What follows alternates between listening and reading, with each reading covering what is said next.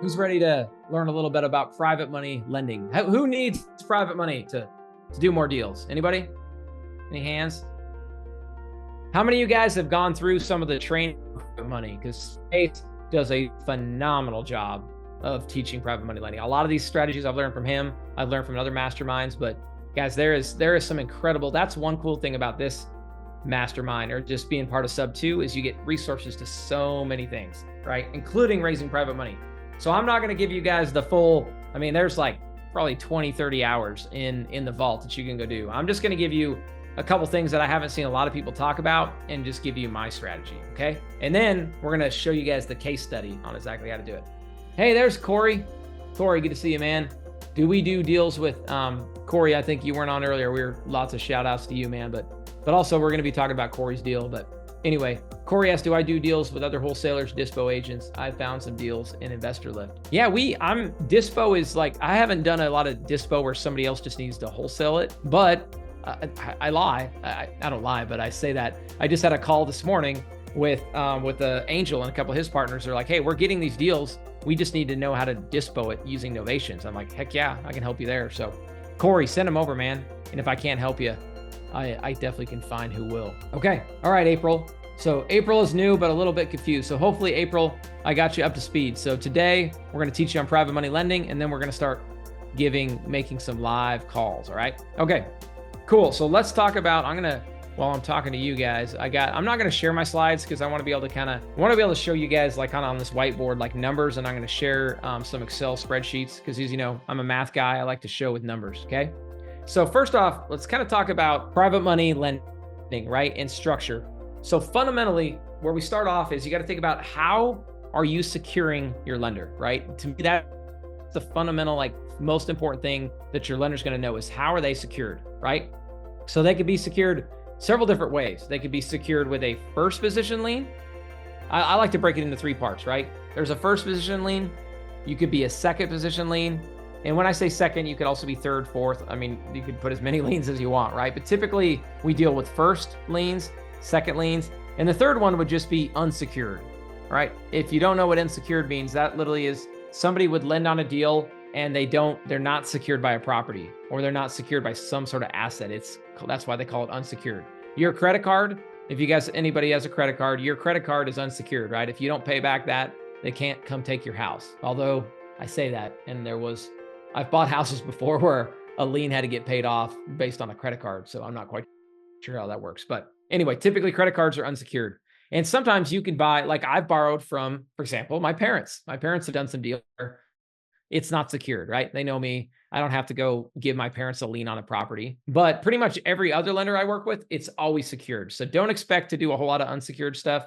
If you can, it's great, right? And there are some banks that'll give you unsecured lines of credit if you have a good enough relationship. I know that used to be way more common back I would say 5 years ago. But as of late, like I've talked to a lot of banks. I'm like, hey, what can we do to get unsecured? Because I want to keep buying more properties, right? Investing more. So unsecured is difficult, right? So you guys get the kind of three levels of unsecured versus secured, okay? Any questions so far? We haven't gone too deep yet. Okay, so just hold on real quick. Okay, so now let's kind of talk about if you're secure or unsecure. Hold on, there might have been a question. Okay, perfect. All right, so now let's talk about the types of deals that you could secure. And I want to make this relevant. Like obviously you guys could use private money for anything, but I'm going to kind of focus on both fix and flips and on buy and holds, right? And the buy and holds is going to be a nugget that you guys, I think, are going to like that not many people do when it comes to private money lending. And I think it's super powerful. And it's really, guys, it's one of the single biggest ways I've been able to grow my portfolio. Okay. So typically a fix and flip, you're going to lend at like easy math, and I'm going to show you the underwriting. But if you're lending on a fix and flip, the number, and when you go to underwrite it, is about 70% of the value, right? Same thing. I think somebody brought that earlier. We were talking about where you want to buy at, right?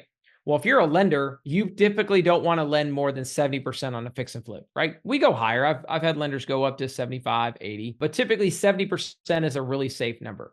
Okay. That's on a fix and flip, right?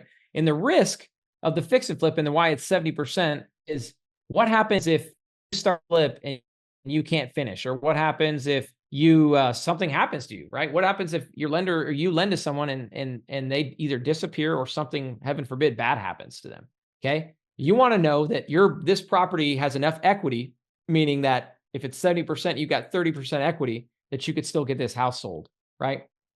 So fix and flipping, the big risk in fix and flipping is that they only get halfway through the project, right? To where they and that's why we do draw schedules typically. Let's see, does anybody have a question? Everybody know what a draw schedule is? I'll quickly explain it. When let's say you get $100,000, let's say that your rehab is $100,000.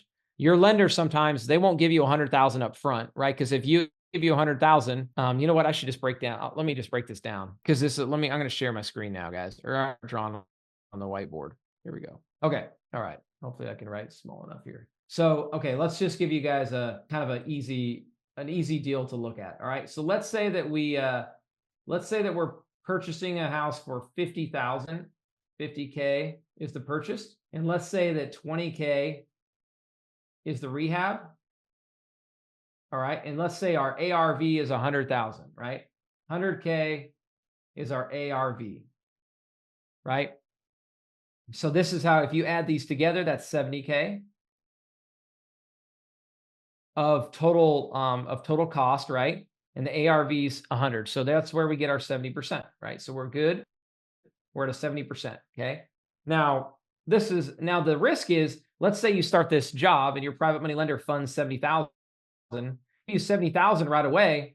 Well, this house is probably not worth 100K the moment you buy it, right? This 100K value comes with this rehab, right? And maybe that's whatever. Maybe you're doing paint and maybe you're having to replace a roof and do all these repairs, right? So until all that work is done, you're not at 100K, right? So if that lender lends you 20K and they give it to you right away, it depends on, there's a lot of trust here, right? But if you don't, or this is your first deal, if they run off of that 20,000, or let's say the contractor does, maybe this person isn't careful with their contractor and their contractor says, I need 20,000 up front. And then that guy runs off, right? Which is, believe me, that's happened. Anybody that happened to or heard of it, happens all the time, unfortunately. So what you do is a draw schedule, right? So instead of giving them 20K up front, ideally, I always ask my private money lenders, give me a little bit up front, because if not, I got to front the whole thing. And if that's the case, then you're just basically reimbursing me, it's kind of a little pet peeve I've had over the years. But anyway, so what you could do is you could do a draw schedule. So maybe you get 5,000 up front. So let's say right up here, let's say of the 20K, we're going to get 5,000 up front to get started, to start buying materials. Then let's say we'll get another 5K when we're 1/3 done. We'll get another 5K when we're 2/3. And then when we're all done, we'll get the final 5K at the end, right? So once we're finished, right? So that way your private money lender's protected and he never puts out more than 5,000, because your private money lender's got to be thinking about, if I have to take this property back and I've already given all the money and the property's not worth, if the property's not worth 100,000 and I got to go put 20,000 in that I already gave, right? And they ran off with it. You guys see where the issue could come? Go ahead. Go ahead. Question, Judith. Oh, or maybe, were you raising your hand? Maybe she just listened. Oh, you're good. Okay. No, I was just watching you guys. I appreciate you having your video on. So, okay. So guys, here is kind of the flip scenario, right? And this is inherently what can be risky on a flip. Okay. So now I want to talk about, this is where I think this is something not many people talk about. Okay. So let's go say this same property, let's say it's a buy and hold, right? So this is my buy and hold rental. And I'm going to show you guys a bunch of case studies here in a second. Oh man, now the sun's poking through. And that's probably a little hard to see, but I got my buy and hold property. Okay. So let's say that I got my buy and hold and it's worth 100,000. I get an appraisal for 100K. All right. And let's say that I owe 60,000. Let's say that my current loan in first position with Chase Bank is 60K. All right. So based on this, there's a little bit of equity, right? So right now there's 40K. All right. So what I'll do is I'll go to my lender or my private money lender. So I'll walk down here to the PML and I'll say, hey PML. So remember up here, Chase is in first position. Okay. Well, what if my PML gives me a loan in second? And here I might actually ask him to go up to 80%. So what if my PML gives me 20K, right? So now the total debt, so basically debt is now total, the 20 plus the 60 is 80K. All right. If you guys are doing your math or homework on the Zoom, we're looking at what percent LTV is that? Loan to value, we're at 80%. Okay. So that's a little bit higher, right? We're higher than 70%, but let's talk about the risk of this deal, right? So I just showed you on that last deal on a fix and flip. And if anybody has experience fixing and flipping, it's very risky, right? There's a lot of bad things that can happen on a flip with contractors, interest rates rising, prices changing, like a lot of crazy things can happen, believe me. Okay. But on this rental, the key thing we need to look at here is, does the rental cash flow with this debt, right? So now this is where you got to look at, let's say that my rent, I'm just going to make up numbers here. Okay.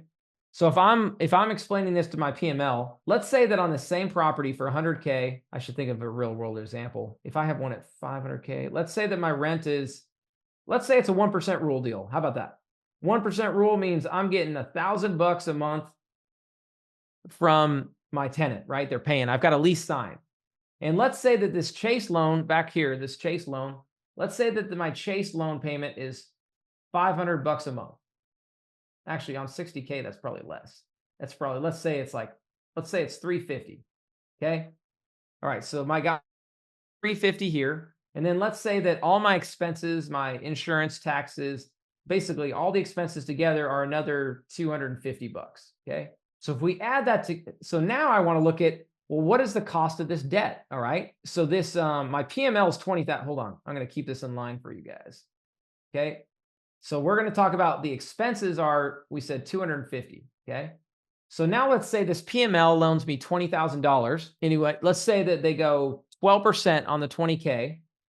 So that would be, let's do math. Is that, somebody want to help me out? I try to use easy math on this. If it was 200K, it would be 2,000 a month at 12%. So it'd be $200 a month. Did I do that right? So with the 20K at 12% interest only payments would be $200 a month. Everybody tracking with me? I do my math right? So that all in, my all-in cost of my first position loan, my expenses, you guys hopefully can still see that. And then my second position loan, so we're at what, 400, 600, we're at $800 a month. That is my total debt service, okay? So even with that, we come down here, compare that to that, I've got 200 a month cash flow. Does that make sense? So the reason I'm showing you guys this is if you show this to your private money lender, what's happened with me is my private money lender's like, yeah, I'll lend you, I'll go up to 80% because this thing still cash flows. And this lender's like, in the worst case scenario, if you fall off the face of the earth or you disappear, whatever, something happens to you, and I have to take over this property and take over this loan. Look at this. I'm going to take over 200 a month in cash flow. Actually, you know what? I'm going to get 400 a month in cash flow because this is how much I was already getting, right? So I like it because it still pencils. And again, this is the same way a bank would look at you, right? When you go to get an investment loan or go to the bank to get a commercial loan on your property, they're looking at the same thing. So guys, I wanted to illustrate this point because this is actually, I mean, all private money lenders are different, but this scenario is actually a little safer, I would argue, than going and doing a fix and flip, which if a fix and flip goes sideways, it could be a mess, right? And it can be hard to sell the property. But in this scenario where it's an existing asset that's cash flowing, I mean, do you guys agree? Does that seem like a pretty safe investment for this guy to put in, even though he's going up to 80%, the fact that he can still cash flow? Does that make sense why a PML would do that deal? And now how many of you guys have rental properties that have equity? Anybody out there have a rental property that's got some equity? Maybe, again, I use simple, easy numbers, but a rental property that's 8% of the current value because it's gone up over time. I bet there's a lot of people, if you guys have been buying for a couple of years, that you've been able to do that, right? So I see a lot of people in the chat, okay? So guys, this is why, let me switch back to my camera. So this is why I wanted to show you guys this principle, right? I've done this on so many properties, and now I'm going to show you guys some underwriting and some deals that I'm doing this on. But I think this is a hidden way to raise money, and it's through your existing properties, right? Is anybody that clicking like, oh crap, I didn't think about that rental property that's got equity? Because guys, here's the other kicker. A lot of you guys probably have, if you bought property in the last 10 years, and especially maybe like 2, 3, 4, 5 years ago when rates were really low, and now your property went way up in value and you've got a bunch of equity, but you don't want to refinance, right? Because you don't want to give up that 2.75% interest rate, right? Because you're like, man, rates are never going to come that low again. Right? Anybody in that situation? So what you do, rather than refinancing, and it can be hard to get a HELOC on an investment property. So what I do is I go to my private money lender I'm going to show you a house that I'm doing this like literally just a couple blocks from me, where I bought the house. The house is worth about $1 million now. My loan is only 500K. So I've got 500K of equity. So I can actually go get a loan of like 300,000 at 12%. And the property cash flows really well because it's a short-term rental. But you guys see, like, I don't want to give up my 2.75% rate, but I do want to get access to that equity so I can go do more deals, right? And I can get better terms, and I can fix and flip, and I can pay cash for a property, or I can fund my rehab, right? Essentially, I get a line of credit on my property from a private money lender. I pay him 12% on that same deal, right? That's that same one where house land, I can lend up to 80% of that, which would be 800,000. And if I only owe 500, then I can get access to 300,000. And my private money lender loves it because he's like, man, this thing still cash flows. It's got a bunch of equity and it's a safe bet. And I've got 300,000 that I can go deploy to buy another property. So I'm gonna let you guys ask some questions. So yeah, there you go. William Betty, 350K equity in your personal home. So I would say this, on a personal home, go to the bank first. Don't go to private money lender. See if you can get a HELOC, because you might be able to get it at like probably 6, 7, 8%. Actually, and as of yesterday, they dropped a point, man. You might be able to get down to 6 or lower, right? But if it's not a personal residence, or maybe you're like me and you don't no longer have a W-2 and the banks don't anymore because you write everything off. If that's the case, I go to a private money lender instead of going to the bank to get a HELOC. But always go to the bank first. If the bank will give you a HELOC, that's your first option. You're going to jump through some hoops, but it's your best option. Okay, can I use the equity, or can you use the equity in your personal home to get a PML? Oh, William Beatty. So you know what? I actually was told by one of my PMLs that you're not, he's like, and I don't know if it's just because he had a professional company now that was lending money there. I think it's state by state specific. So I would look that up. I mean, at the end of the day, if you're collateralizing, it depends on your private money lender. Like, you just, to me, it's like, I don't think, I'm not going to speak to that law, but I would check your state. But at the end of the day, if you're just doing it to secure somebody and protect their interest, I don't think there's a whole lot of harm in it, but I would definitely check the laws. Okay. All good. Oh, good. Corey. Hey, yep. Corey. Yeah. You still got in here early. Awesome, Corey. So any other questions on kind of like so I've talked about the fix and flip lending strategy, and now I've talked about kind of the buy and hold strategy. Any questions so far? Cool. Well, let's talk about now, like, how do we secure them, right? So this is kind of, I've been more digging into the underwriting so far. Okay. So now I want to talk about how do you secure them? So it's really 2 basic documents, right? If you guys, anybody know the 2 documents, throw them in the chat. If I want to see if everybody already knows all the answers to private money lending and securing people. Anybody got it? Oh, here's a couple more questions I just missed too. Yeah. Okay. Yep. John's saying basically be careful on your private money home. And yeah, so just go to a bank. If it's your primary residence, go to a bank. Cool. All right. Here they come in. Deed of trust. Jennifer's correct. Promissory note and promissory note. Good. Deed of trust. Okay. You guys nailed it. So the first document is just explain the bill. It's going to be a little bit more detailed. I try to keep mine to a 1-pager, and that's ultimately what lays out what property is it securing? What is the interest rate? When does it get paid back? What's the term, right? All these little things. And it can be as detailed as you want, or it can be as simple as you want. The beauty of working with a private money lender is it's up to you guys, how you want to structure it. Okay. So then the second piece is, how is it actually secured, right? We've been talking about security quite a bit. First position, second, unsecured. Well, if it is secured, you're going to secure it with either a mortgage or a deed of trust. And it's state dependent, right? In Wyoming, we do mortgages. In Texas, we do a deed of trust. Okay. So that is the instrument that it's going to be signed, and it's going to be notarized by the borrower, and it's going to be filed at the county, right? And that's what protects them. That prevents anybody from ever selling that house, because when they go pull title work, they're going to see that mortgage recorded and they have to get paid off. So that's the way you secure your private money lender, right? And actually show them, hey, this is the way I'm securing you. Okay. I'm going to check this. What is a good rule of thumb, Francisco? What's a good rule of thumb of cash flow after PML and CapEx? Man, you know what, Francisco? Good question. I completely depended upon your private money lender, right? I mean, a 10%. Okay, let's look at it this way. A bank, they do what they call the DSCR, the debt service coverage ratio. They like to see a 1.25. And effectively, that's basically meaning like a 25% cushion, that like after all expenses are paid, there's still 25% left over. So that would probably be That's a pretty conservative one, or I think that's a good middle of the road, I should say, is 25%. I think some lenders will go up to, some lenders will do it that break even as long as the property is covering the expenses, the PML payment, and the original like first position loan payment. If you're 1-to-1, there's some people who lend off of that because you know what, they're breaking even, but they're paying down the mortgage and there's all the other benefits of real estate, right? So it really depends on your risk tolerance for that lender. But yeah, what I would not recommend is doing a 1-to-1, and that 1-to-1 is based on short-term rental income, which could be volatile, could be seasonal, right? But if you feel like your market rents are like, or you're below market and you're still hitting it and there's room to grow, then I think 1-to-1 could be fair. That's a great question. Cool. Any other questions, guys, on the security? You guys want to see a couple deals and a couple case studies of how this works? And I'm going to show you one we just closed from last week. We'll probably start there. All right, here we go. Let me go to my screen. Okay. Well, let me show you this one. This is the one I talked about. This was a revive method I did a case study on last week, if you guys remember that call. So on this one, our private money lender did, I can actually go in here. So let me go find 20, that was 940 Old Pine. You know what? That lender was actually, yeah, through sub 2. Here it is.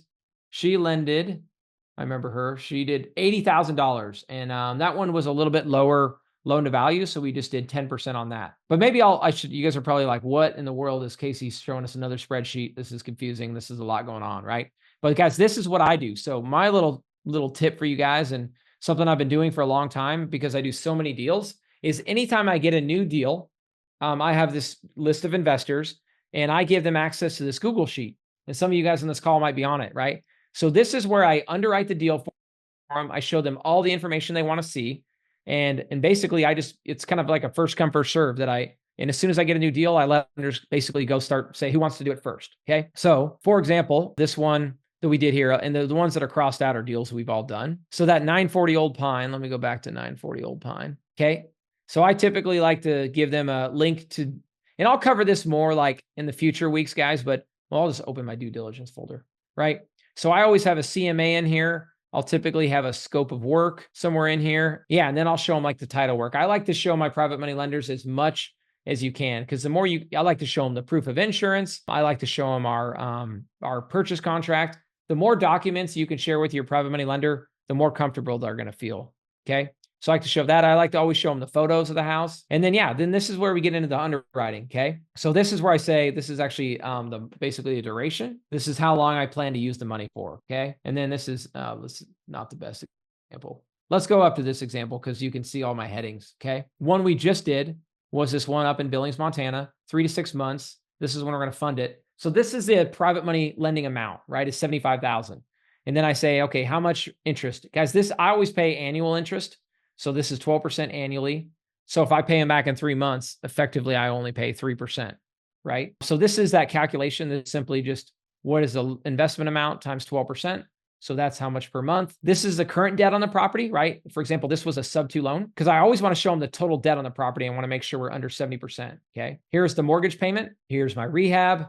So guys, now here's the ARV, right? Market value. So then based off the ARV, I can basically add in, okay, what is the first position loan, private money loan divided by the ARV?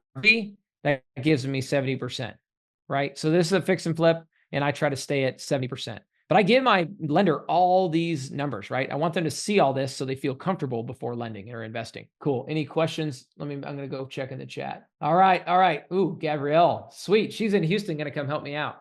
Tech issues least. All right. I would much appreciate that, Gabrielle. Cool. Making sure. Yes. Okay, cool. Oh, John on the chat. Yes. It's actually a sub 2 thing that I got to push on them to be able to save the chat, but they don't. Yeah. Anyway, I'll look into that, but it's not quite my decision. But okay. So guys, so this is how to underwrite the fix and flip deal. Now let me go and show you guys how to underwrite the multifamily deal. Okay. Or sorry, a buy and hold. This is actually a multifamily I'm going to show you. You guys might remember this deal. This is my 45 unit I talk a lot about. So what I wanted to do is, on this deal, I wanted to show my private money lender who's paying, hold on, is this right? So they're paying 15%. This is my old version of it, okay? So here's where I break it down, right? I go and say, here, what is my total rent per month? I actually showed this was before I bought it, right? And I wanted to show them like a high, medium, a low, or low, medium, high, right? So here's my rent, here's my utilities, taxes, expenses, vacancy, all that, right? So all that together was an NOI of 27,000 a month, right? This kind of breaks down the capital stack of seller financed. I did a whole nother call breaking this down, guys. If you have questions, I'll definitely share a link with you. But down here, here's where I start to look at the cash flow, right? So my seller finance payment was at 5% interest only. So that was this 106,000, right? Now my private money lender, who I'm paying 15% to, was 230,000 a year, right? So when you added up the NOI all together, in year one, we basically were going to be negative, right? But this is a little bit more complicated, guys, because I wanted to basically calculate how much money we would. Okay, so the complicated part about this, guys, is a 45 unit. So of your 45 units, they're not all going to be rented right away when you're rehabbing it. So year one, you're going to have less cash flow coming in, right? So I ran it in a couple different scenarios. So this was cash flow in the first 2 years, right? But then I also show it like, okay, once this thing is fully occupied and I go do the full renovation, what is the cash flow, right? So that kind of shows you in a couple other scenarios how much cash flow there is. So anyway, this is a way that this is a little bit more complicated, but I wanted to show you guys the same calculation and how I do it on every single deal. So when I went to go raise this basically $1.7 million for my fund, what I showed my investors was, hey, here are all the expenses. Here is my current debt. Here's your debt payment. And after all that's said and done, we can still service the loan, right? So that made them feel comfortable of lending money in second position. I'm going to go back to the chat, guys. What questions you guys got? Okay, cool. Oh yeah, Corey just found out we saved foreclosure. Yep, we had a celebration without you earlier, Corey, celebrating the foreclosure was stopped. But cool. Marianne, who can send me a lead spreadsheet for me to work? I like it, and including comps. Cool. Looks like Marianne's ready to work some deals. I like it. Okay, so guys, any more questions? I didn't mention this. I should have started with this, but I want to do a 3-part series, guys, on private money lending. Today, it's just all structure, right? And how security and a little bit of underwriting, right? I'll get into more kind of like how do I find private money lenders and some of that in the following weeks. But guys, any questions so far on this one? I do want to show you guys one more case study, but any questions? Cool. All right, go back. Let's talk about Corey's deal for a little bit more celebration for you guys, okay? So, and this is so cool because we helped so many people on this, all right? So if you guys go back to this one, I brought a private money lender, and this was so cool, as I mentioned earlier. I don't know if Corey heard this, but Corey, our private money lender, was actually on Problems to Profits last week, and somebody I already knew. And the cool thing is they called me literally Friday night, and they're like, hey, Casey, we'd be interested in investing in that deal. Tell us more about it. So what I did is I got on the phone and I broke this down for him. I'm like, hey, so here's how it's going to work. The current loan amount that the seller had is $275. The way we structured it was, what we did find out, guys, in our due diligence was there's a lot more work on this house. Like, here's the scope, right? I've kind of wrote all the different things we got to do. This guy literally dug out a pool in his backyard, but never built a pool. So there's a big, gigantic hole in the backyard. So there's just a lot of little things we're going to have to address, right? So that's why when we talked to the sellers, we increased the rehab to 240. But what I did to try to help them is I adjusted the profit share because I didn't want to have to go back to them and be like, okay, yeah, sorry, I'm just kidding. I can't get you that much. So I actually took a little bit out of my profit, but I made this number conservative. I made darn sure that we can cover all our costs and 200. And obviously that's a huge rehab budget. But guys, part of that is I have to pay $52,000. I had to wire that money yesterday to the bank to save their foreclosure. Okay. But anyway, so at the end, when we sell this, yesterday, guys, I took title. I'm now on the deed, right? And what I'm doing with my private money lender is they see that I own the property now. Yes, I have to pay the seller on the back end, but the first $240,000 is coming to me, right? So of that, I actually went to a private money lender and I borrowed 160. Let me show you guys the calculation. Okay. So 160,000 is what I borrowed. 1, 2, 3. Did I do that right? 160. So 160,000. And if you add that 160, so let's think about our first and second position and make sure they're safe, right? So if we had 160 plus the loan amount, and now let's go divide this number by what we think we're going to sell it for in the low case. So we think we're going to sell it for 620. So let's look at that. 70%, right? Look at that. And look, and that's in the low case, right? If you move this over here, you can see that, it's potentially a 52% loan, right? But even in the low case, we're still at 70%. So that's why my private money lender feels comfortable lending $160,000. Any questions, guys? Did you get help building out your spreadsheet? They look super organized. William, I definitely did not get help. This is, and these are not, I've seen much more organized than this. I appreciate your kind words. I feel like this is kind of all over the place. This is just I'm just a math guy, guys. I love the numbers. I was actually on a podcast yesterday and they were we were talking about like our backgrounds and like what I was passionate about growing up. And I've always been a math guy. So I still in the morning when I get to go to underwrite deals, there's still part of me that really enjoys that. So anyway, I just built out but this is my template, right? And this is something I shared with everybody. And if you don't have access to it, you know what, Clint, we were talking about sharing my YouTube with you guys. So what I want to start doing is like, if you guys are interested in learning more, I want you guys to go subscribe to my YouTube channel because I put a bunch of content there. And when you subscribe, I'm going to give you access to a bunch of other like spreadsheets like this because I want to, these are all free for sub 2 people. I want to help you guys help with these. So anyway, I'm going to help me put in a link to my, you know what, Clint, let's put a link to the vault actually. So I have my past playbook vault, guys. And when you get access to that, it's going to give you access to all the YouTube videos and all these different things. So Clint's going to put in, I'll let Clint pop that in the chat here in a second. I'll link to the passive investing playbook vault. So I'm going to keep moving. I'll tell you guys a different day what the passive investing playbook, essentially it's a collection of videos of like a bunch of trainings, right? And it's free. I want to give you, guys, here's why I did it. I wanted to put all these resources in one place. That way you guys don't have to share 100 different links with you. So anyway, we'll share that with you. Oh, yeah, that is the vault. Yeah, that's the vault for all the recordings. This is just a vault that I kind of share some of my Google Sheets. So we'll make sure we get that to you guys. Thanks, Gav. Yeah, always happy to share these spreadsheets with you guys. They work good for me and happy to share them. It's not rocket science. Casey, quick question on this deal, actually. So for your rehab costs, I believe last week you guys did your due diligence, saw there was a lot more work. So you actually went back to the seller because I believe you had estimated about 170 like last week. And so did you actually go back and say, hey, there's a lot more work, we kind of need to change this? And then that's where you change the profit share from 80 to 90 to kind of balance the scales in a way and make it feel like a win-win for all parties. You nailed it, man. It's like you were on that phone call. Okay, yeah, cool. And you said exactly. The 52 or the 58 in arrears was included in that rehab cost as well? Exactly. So yeah, so that was built into it. So yeah, guys, to summarize, Buck nailed it. But like we got our guys out there, we found out that it was a lot bigger project. And I mean, anytime you see a deal like this, there's always skeletons, right? And you got to uncover the skeletons.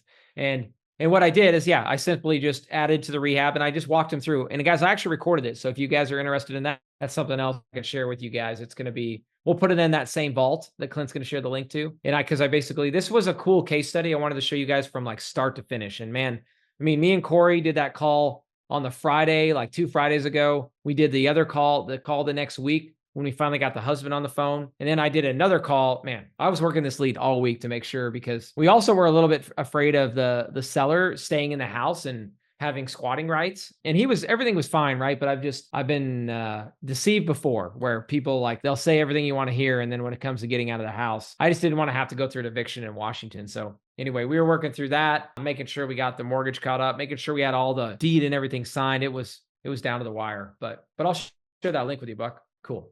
Thank you. Much appreciated. You bet. Here it is. Yeah. So now ready to start making some calls. So I have one scheduled in 7 minutes. It's going to be a cool sub 2 one in Denver for you guys. You know what? I need to look and see if did Drew make it on? If not, hopefully Drew will. Maybe I should text Drew, tell him to try to hop back in. So let's go with go back to Lynn. Do you want to go through? I want to help you with that deal. So if you want to bring that back up and if we can call them, that'd be even better. But go ahead and give me the quick breakdown. Hold on. Can you hear me now? We gotcha. Okay, sorry. That property I want is 2 Airbnb with extra lot in the Tampa area near USF, University of South Florida. And you know what? Sorry to interrupt you. It's always helpful if I can pull it up. Can you read the I did say you. I sent you the in the chat. I sent you the address and the realtor's cell phone number. Okay. At the very beginning, so I can give you the address. It's 1305 East Robson, is Robson Street in Tampa. It's leased over 2 years now, minimum 2.5 years. And they went from 1305. Yes, East Robson. R as Robert, O as Oscar, B as Bravo. Wait. I just pulled it out from the wire. Hold on. Give me a second. Sorry. Oh, good. Yeah, I couldn't get it to work with that. Sorry, I'm here, I promise. I'm working telework from home for work too. I'm in Tampa for over a month now. So while I'm here, I use my time wisely for walking the property. So it's 130 1035. I'm sorry. I reversed the number. East Robson is R is Robert, O is Oscar, B is Bravo, S is Sam, O is Oscar, N is November. Street in Tampa. What was the number again? 13. 1035. I'm sorry. Okay. All right, that should get us. Okay, there it is.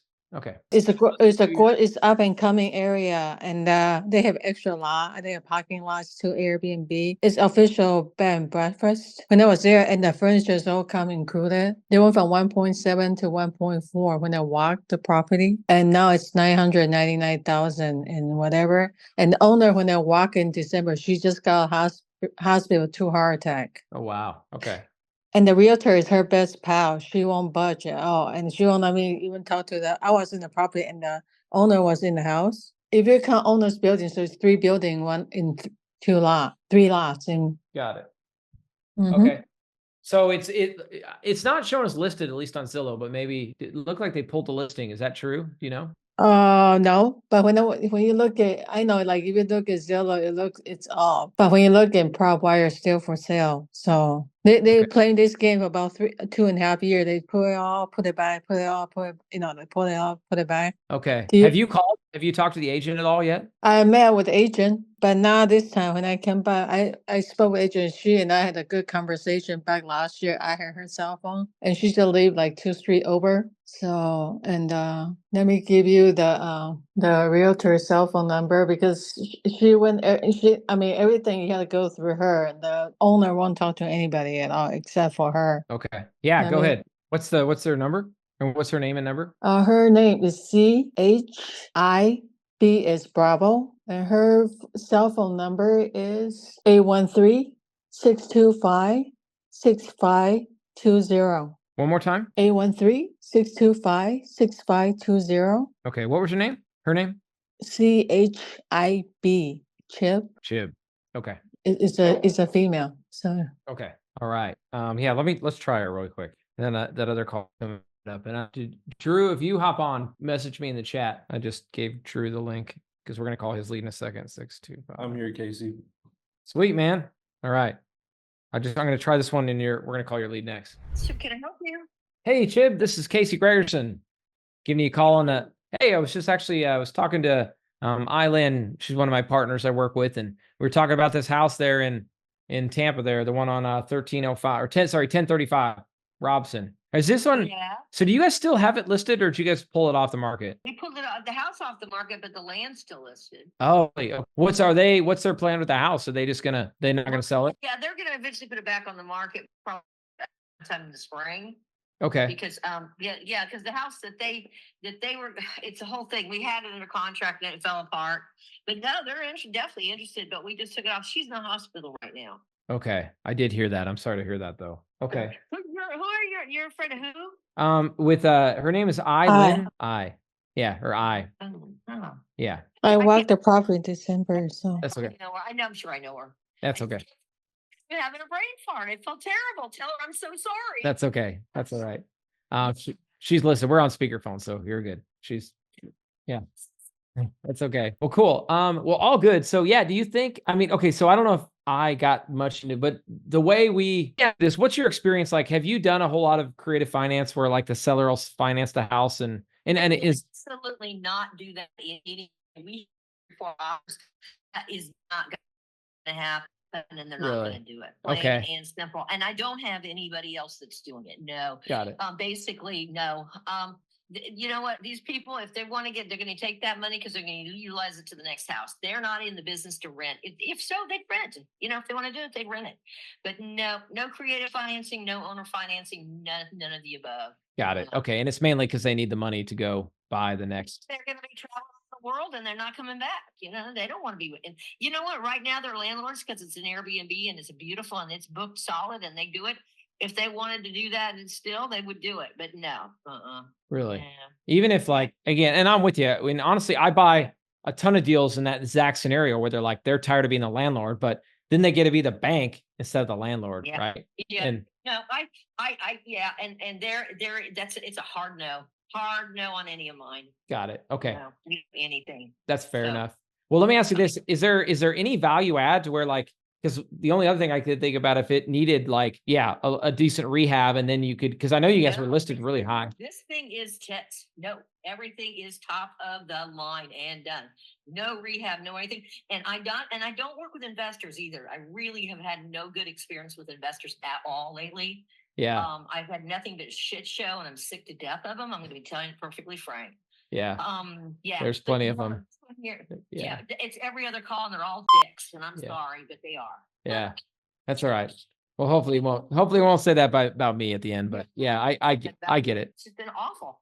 You know what? Oh, well, I'll just, do you have anybody who's been displaced? They want to get rid of their house. Give it to me for free. Okay, I'll do it. Finance, and it's like, just, if you want the house, buy it. Yeah. Make an offer and buy it. We're all tired. We're all shop worn from two hurricanes, and the last thing we need are predators out there trying to just screw everybody. So yeah, we're not doing it. Got it. So I don't have anybody offhand, really, to be honest with you, does anything. I have a house. I do have one house over that needs some work and everything, but he's not owner financing at all. And I've already had 4 offers that he turned down already. Oh wow. So it's not a fire sale for him. So I don't know exactly. I know what you're looking for. I don't think I have anything right now. Got it. And on this one, so sounds like they won't do creative. They've dropped it a lot. I mean, what is it what is it gross? Do you know gross, like monthly income? Well, they haven't dropped it a lot at all. What's the lot? Oh. What do you know? Oh, maybe I got bad information. I was told that it was at 1.7 they dropped it, and they've just been dropped. Maybe with the lot. It was the whole lot. Okay. Lots, the whole piece. Got it. But okay. We cut one part out, and so we have the house in the middle lot and the third lot. So if you put them together, it's about, it should be about 1.3 and 1.3 is, I think, we're 1.3 to 1.4 for all 3 of them. So that's where we came, and that's what the price was on that. We did come down because I told them that, and they wanted to try higher, and it wasn't. But technically, no. You have to understand that one piece is not including the third lot. Got it. Makes sense. Okay. Yeah. Okay. Well, if you if you're able to get somebody to come in at full price, I mean, as you know, we're an investor, we can't do that. But what we can do is, like, if there was an opportunity to come in and make some renovations to it, and we could make some money to flip it, then we'd be interested. Yeah, there's no renovations to be made. This thing, like I said, it's like a resort. It's beautiful. Yeah. And what do you how make a month? Do you know, on average? You know what? I don't. I had the P&L, but right now, because they have a full time. They were in full time now. Right now, got two tenants in there for long term. Okay. And it's about $2,500 a month. Okay, got it. That's tough at $1 million purchase, but but then when they were doing Airbnb and they're making more, but right now we put 2 tenants in, and because of the hurricanes and everything else, they just went ahead and they've got a tenant from China that's living there. It's got a job, and he'll probably be there for a year. And they've got somebody else, and that's why we took it off the market. Yeah, we have tenants. Got it. Okay. Well, let me share this with you just in case you find. So I agree, this is probably not the one, and it sounds like you're just gonna have to find a retail buyer, and I don't know. I think it's gonna be okay. Okay. Still. Got it. But the buyers, to be honest with you, the buyer was a liar. He was a cash buyer, and he kind of lied. So that's kind of what happened with it. Got it. Okay. He claimed he had more funds than he did, and then next thing we know, he was trying to borrow. He was trying to flip money from the house. He was trying to sell the house before he bought it. Is what he was doing. He was flipping paper. Yeah, makes sense. Okay. Well, keep this in mind. Let me just go over a quick thing. So the way I've worked with several other agents and they liked it was, if you find one of these that needs work and we buy it, we'll let you list it on the back end. So we'd love to get you paid that way. Yeah. And then also 2 or 3 like that. I have done that where I put it up and they buy it. Okay. Yeah, I love that. Or if you ever have a property that just won't sell, that needs work on it, and then and the buyers can wait like 30, 60, 90 days. Like, I'll bring my crew in. We'll still do all the renovations. You'll still get the listing. I've done several of those, and the agent loved it because they actually sold it for top dollar. So they obviously, you're paid based on the total purchase price, and the seller got more money out of it, and it was just a win-win for everybody. So if you ever see something like that, definitely save my number. Well, let me know. Awesome. Yeah, bye, Jim. Yeah. So and thank you for not being a jackass. You're welcome. That was my goal when you said that. I'm like, my goal at the end of this call is Chib does not go tell all her friends I'm a jackass. Yeah. No, but I'm just, it's exhausting. Yeah. You know, I manage over 70 properties. I've got 15 sale listings going on right now. I am busy. And if you're going to blow smoke up my skirt, you better be giving me something. Yeah. Likewise. Blow my hair. Likewise. I'm tired. So, I hear you. Okay. Awesome. All right. Chib, have a great day and we'll stay in touch. Let me know if you find anything. Okay. Thanks. All right. See ya. All right. Good. Hey, who was that? Somebody had a great idea. I wasn't even thinking third party story. I was trying to think, I was probably about to exit that call, but good point on William. Just give him a third party story and you never know. And then I'm going to go share my contact info and who knows, maybe I'm not super optimistic, but you never know. That lady might find that right property and be like, you know what? I remember Casey. He wasn't a jackass, so I'm going to call him. But anyway, that's funny. Hopefully you guys are entertained. Casey, thank you for doing that. Sorry, I sent you the changing of listing. She's the only realtor listing since 2023. I sent you the screenshot, so I didn't want to say anything. There's no come back there with her, so that's why I was saying the picture of how many she's listed over a year and a half now. Yep. Over, but when she made out her mind, I don't think we can change her mind. I just thought maybe. Thank you for bringing it again, guys. I still encourage the direct agent ones. They're always harder. They're pretty entertaining. But who is ready for a direct to seller creative finance lead that is already willing to do creative finance? You guys ready for this one? Yes. All right. You guys are pumped. Okay. And then thanks to Drew, this one's teed up. I hope they aren't too mad. I'm 9 minutes late. I'm going to share, you know what? I'm actually just going to share with you guys in the chat because I'm going to keep this recording rolling. This is, I want to share with you guys the kind of the quick numbers on this one. Okay. So you guys can kind of follow along at what I'm doing. So if you look in the chat, right, the mortgage balance is $372. Their payment is $2,100, $2,147. They got a super low rate at 3%. So the value is $415 to $425, right? So not a ton of equity. And guys, this is why I assume Drew brought this deal to me, because Drew's like, man, I can't really wholesale this thing. It's hard to novate. Not a lot of room, right? Could be innovation. We'll see. And he can't just, and I think what Drew maybe is hung up on too is the average rents are $2,000 a month, as you see, right? But if you add up the HOA plus the payment, you know what? Actually, Drew, is the HOA built into that $2,147 a month, or is that on top? I believe it's on top. Okay. So we're looking at $2,500 a month, right? So we're looking at negative cash flow, which is, I assume, why you're like, man, what do we do here? So, but here's the thing, guys, that 3% rate is good. And this is in Denver, right? Although, no, that's about right. I'm just trying to think of a 372 balance at 3% though. That still seems a little high, but actually I think it's probably on par, but anyway, but here's my thought, guys. I'm going to call her. My initially thought, actually, before I say it, anybody else, what's the community think? What do you guys think? What would be this one if I can get into this deal with next to no money down? Because yeah, basically what Drew's saying is she's ready to walk away with no money. What do you guys think would be my exit strategy? Let me go here in the chat. Plus the PML payment. Wrap, there it is. Bucks right on it. Yep. So pad split. There we go. Pad split, another great idea. Yep.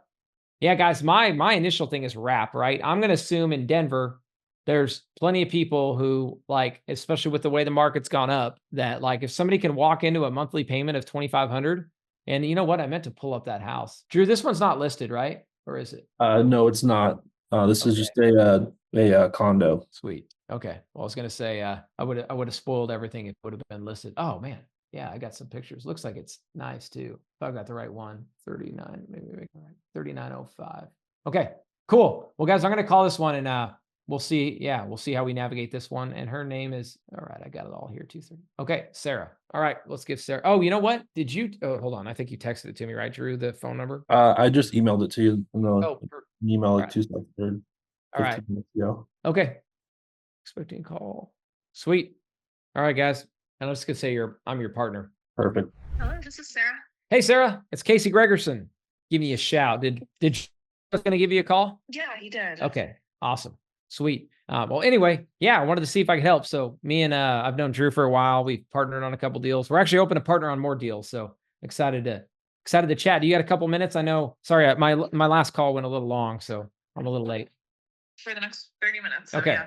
Well, I promise I won't take 30 minutes, but unless you, although some sellers I've talked to them hours before, but it sounds like you're ready to get to the point. But anyway, okay. So yeah, I think sounds like, and I didn't get the full breakdown from Drew. Like, are you moving, or what's the reason for selling? Honestly, just overwhelmed by the the issues in the condo, that it has some major plumbing repairs.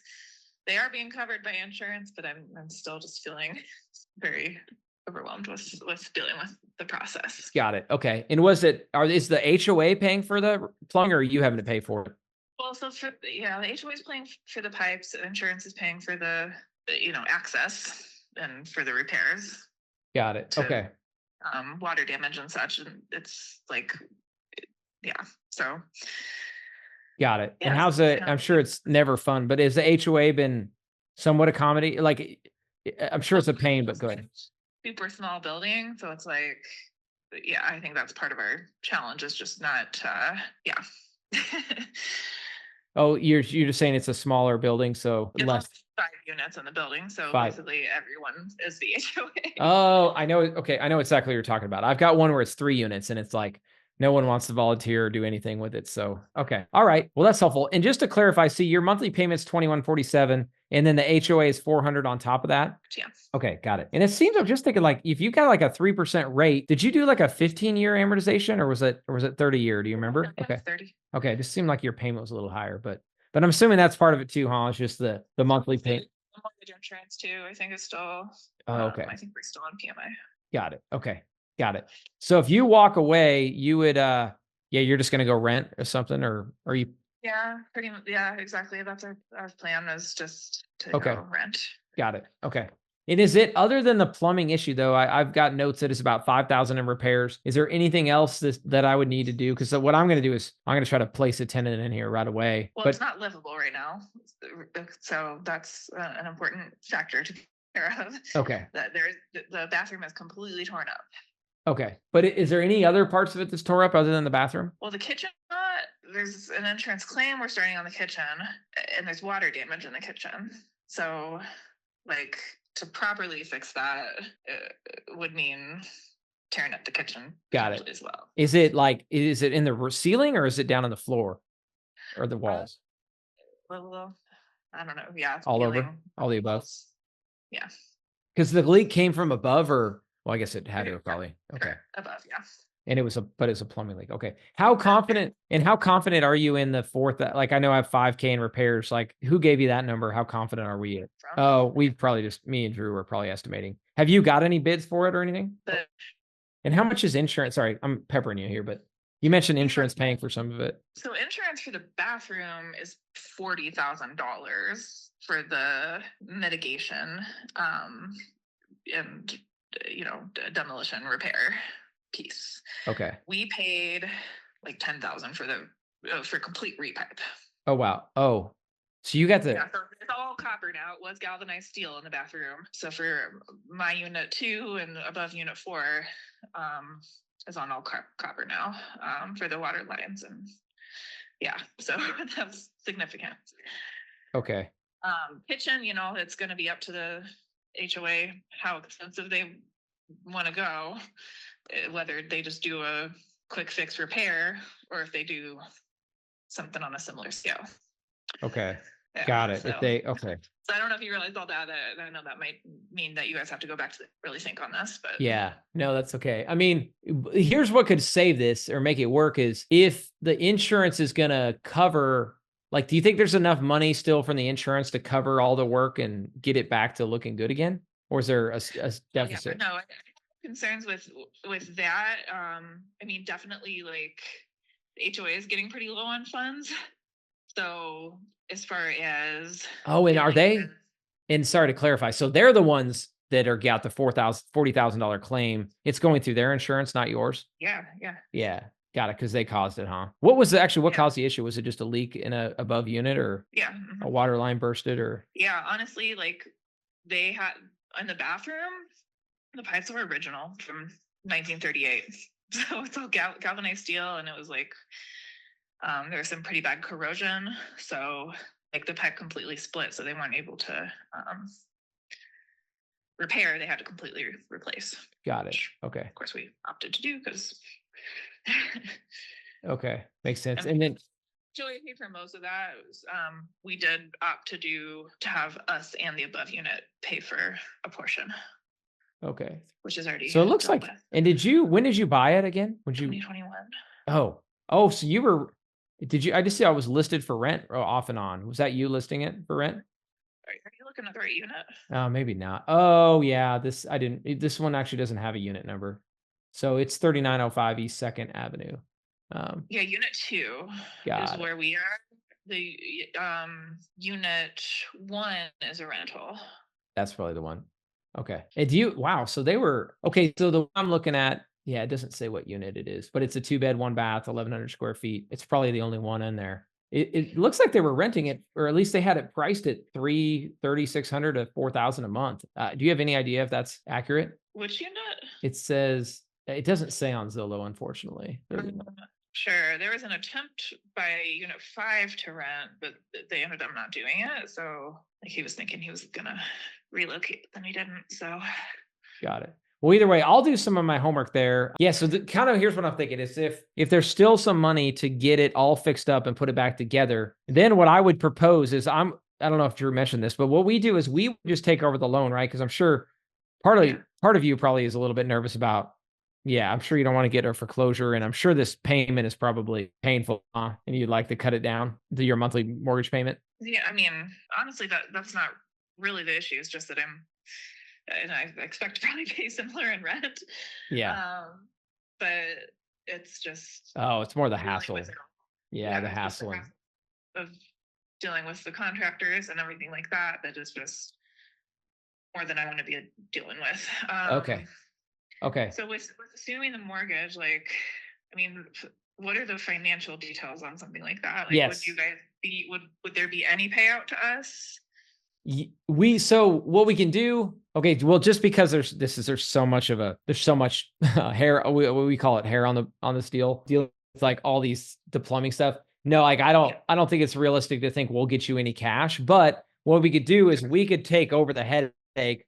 I'm just thinking out loud here based on what you told me. So we would take it over. We would take over payments. We would essentially, we're going to own the condo, right? So you would sell the condo to us for whatever your loan amount is, and the loan stays with the property, right? And we take over those payments. And then what we do though is like we do this through a title company. That way, like, and this is all going to be documented. So if you go to buy another house down the road in a year or 5 years or whenever, you'll be able to show them this contract and like, hey, yeah, this mortgage is, because the mortgage will still show in your name, but you'll be like, yeah, I know I sold that, but here's the guy who owns it. He's been making payments on it for 5 years. Here's the contract, right? So you can share that with your lender. Why would it still show in my name? Because that's the key, right? I should have covered that earlier. The only way this works for us, and the reason why I'm so interested, is you have a 2.99% interest rate, right? That's why, like, I buy honestly probably 90 of our deals these days where I just buy the property and leave the loan in place. Because alternatively, if I go try to buy this house, even at what you owe, and I borrow at 6, 7, 8%, like, and I'm an investor, right? So I got to pay more. It will never pencil, right? My payment would be like $3,000 or $4,000 a month. You know what I mean? What happens if you don't pay? Yeah. It's in my name. Yeah. So that's where you're protected. Like we go through the title company. That's where you just got to look at our track record and how many of these I own. Like, this is my business. Like, I literally make my living by buying these, fixing them up. Because what I'm going to do is I'm going to make money on the difference between your payment and what I could rent it for. And I might make it there's no rules against short-term rentals in this area, is there? Or in the HOA or anything. But anyway, so I make money by making on the cash flow. I'm going to improve it as well. But either way, I can just assure you that's not going to happen.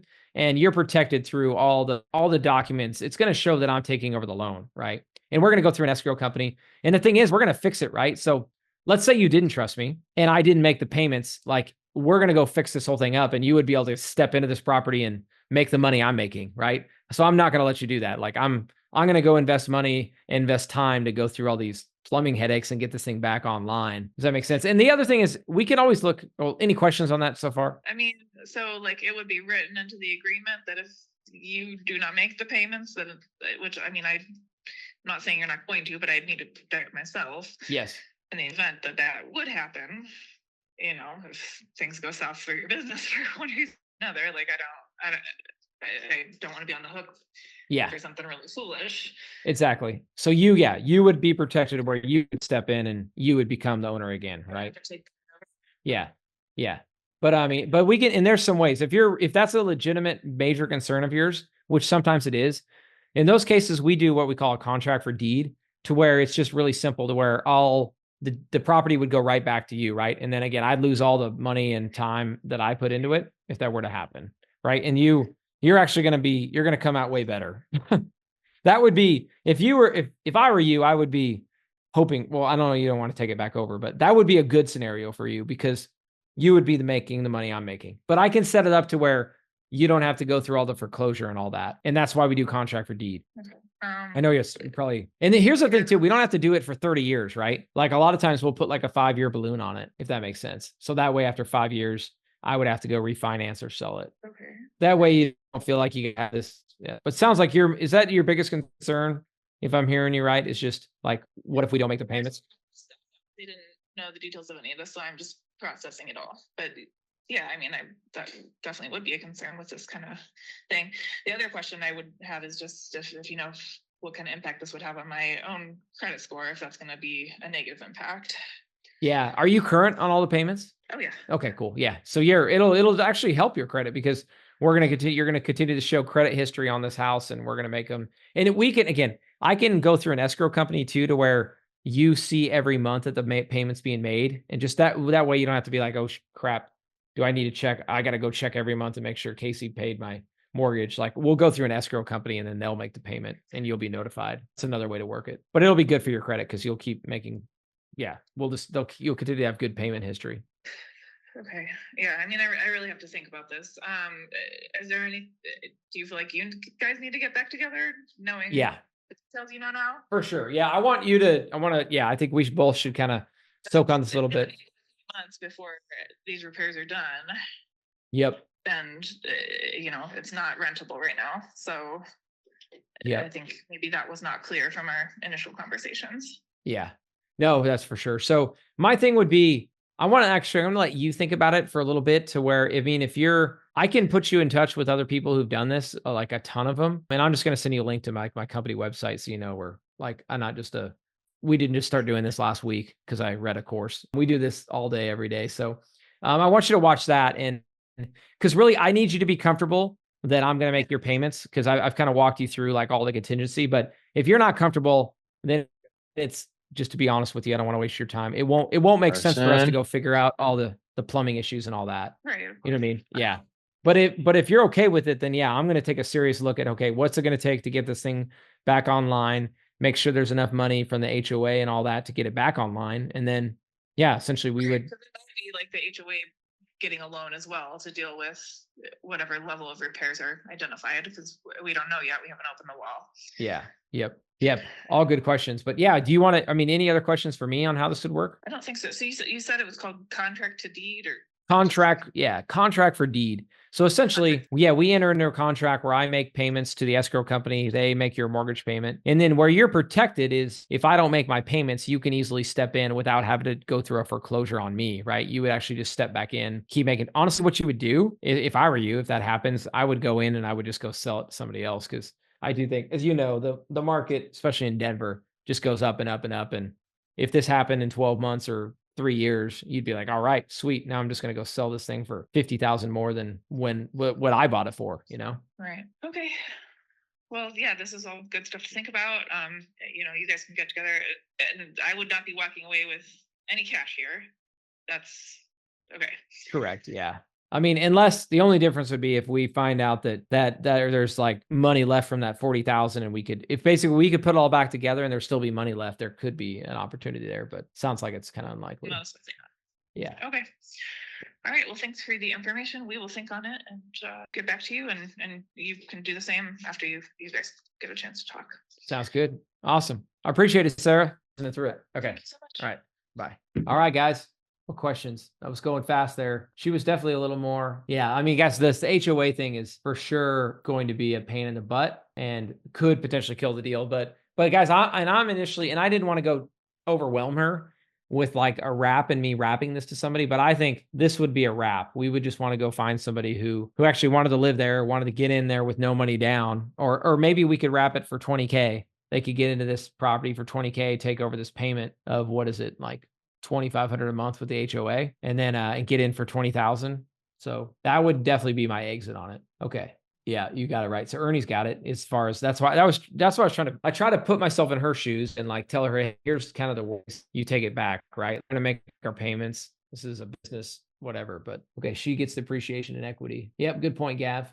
Okay, slow down. So William, did you get your question answer? If I get abducted, or maybe if I get abducted by aliens and I'm 30 days late, it's written in the contract that you get the property back. So yeah, William, that would be kind of a one-sided contract for deed. And I wouldn't recommend writing it that way, but I've seen some people require that, hey, if you're 30 days late, well, typically it's 30 days late, then you issue a notice of default, and within 30 days, they could basically take it back. Yep. Okay. Hey, Case. Yes, I won't forget. Ernie, on Angela, is she good if I got one, let's see, I got a couple more, but I'll definitely call her. Does she have a timeline, Ernie, on Angela? She's been waiting for you for like a week. Cool. She called me yesterday, so I was like, dude, I'm actually gonna be in a meeting with him tomorrow. I'll remind him tomorrow. Okay. Yeah, but she thinks you're an underwriter, so I don't know. That's just giving you a heads up. Okay. All right. I got all the info in that lead sheet, and she has a possible innovation that she owns herself. That's that's around the area. And then she gave me another property, which is like an apartment that she's trying to sell as well. And she's open to creative. I got all the details there, the PITI, interest rate, loan balance, and all that on your lead sheet. Perfect. Okay. Yeah, Yeah. I might go to that one next. Let me just double check. Okay. A couple questions, Gabrielle. Would this ever work as a medium-term rental? Yeah, totally. I think it'd be a great medium-term rental, especially these condos could be great. And as far as fixed, yeah, like guys, the deal will not work. If I got to go put a bunch of money in, there's not enough money in this deal. There's really zero room in this. So the only way I'm going to do it is if we can figure out, and that's why it's just going to take time, right? To figure out going through the HOA, dealing with all that brain damage, making sure that there's no money put into it. That's going to be the key part. What's up, Colin? I got an agent representing a seller on a 20-unit portfolio for sale. Love to jump on with you and get a game plan going. Yeah, Colin. Awesome, man. Colin, is that one can we do it live on here? Or do you think it's not appropriate for Problems to Profits? All right, sweet. Let's do it for sure. Okay, cool, man. I love this. It's like for a while there, we were struggling and people are just listening and not bringing stuff. And you guys are bringing stuff now. So, okay. All right, let me, cool. Was there somebody raised their hand earlier? And I just want to make sure that I got that question. Manuel, you raised your hand a long time ago, but did you still have a question, Manuel? Yes, I do actually. That was actually pretty cool. I actually learned a lot from that last conversation. But so I have this has been in the last few hours actually. So there is a divorce, and the guy, I actually know the seller. So the house, they have to sell the house. The loan amount, I believe it's around 405. I haven't even ran comps or anything on it. I actually sent you some messages last night, I think, on Messenger. But, I just called the guy yesterday because I sent him a text and then he called me back. And, he's basically open to sub to. Interest rate is 3.125.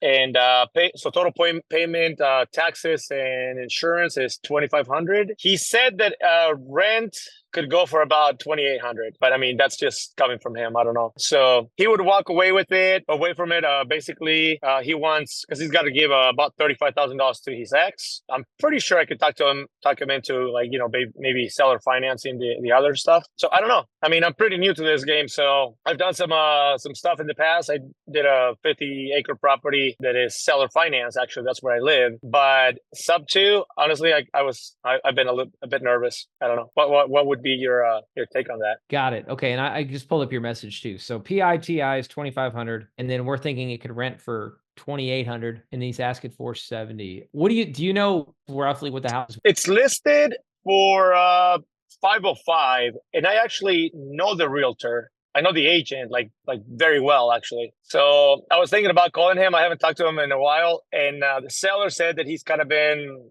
he hasn't seen a lot of interest from the agent. And so it's been on the market for about 3 months, but they haven't had any offers or anything. They listed it at 515, and they just did a price cut of down to 505. Okay. Do you have the seller's number or just the agent's? I have both. Yeah. I mean, would you be down for me to try calling them now? I think the seller is on. He's at work right now, so okay. Probably not a. You might. You know what? Do this. I would text him if you're okay, because I'm going to be on here if you're free for the next hour. I'm going to go to 1 o'clock Central today.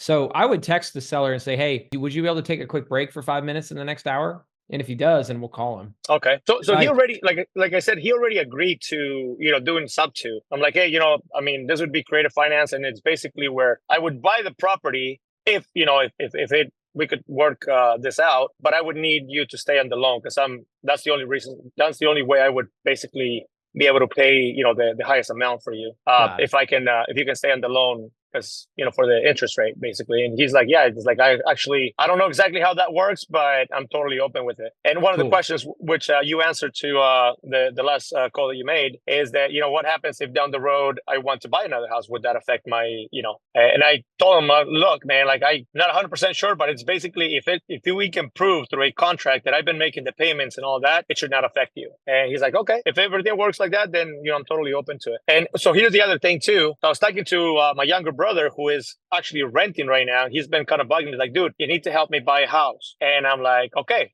we'll start looking. And so he's actually open to, maybe even him buying it or maybe him moving into the house. So, I mean, it's my first deal and I kind of would like to see, I mean, I know I was told basically do wholesale first, first few deals or whatever, but it's right around the corner, in my neighborhood, basically. I mean, it's like 20 minutes away. Got it. It's like 10 minutes away from the town where I grew up. So, I mean, it's a small town, college. So I haven't looked at the house. The house is basically ready. It was built in 2019. It's 2,200 square feet. I mean, it looks clean. It's, Nice. Okay. Yeah, my only thought is it's just a little tough and that's why I wanted to call them and figure out how. Sounds like you planted the seed, man, but giving them 50% so it sounds like you said they want 470, they owe 405. The delta there is 65,000. So you're saying that he would be okay with just giving his wife 32,000 and then him carrying the rest? Is that kind of? I haven't told him anything yet. I didn't. I mean, that's just what he said because the agent said that if he was able to sell it, he would end up with like 70,000, which the numbers didn't really add up because he said the agent is charging him 35. That's the number he gave him. So I'm like, okay, so you would be left with 65 if the balance on the loan is 405. I think he had some interest because I even asked him like, so are you like do you want to keep the house at all? And I don't know if there was maybe a way where we could do a sub 2 and then maybe lease it back to him if he was interested in keeping the house. But he said at this point he probably just wants to sell it. So he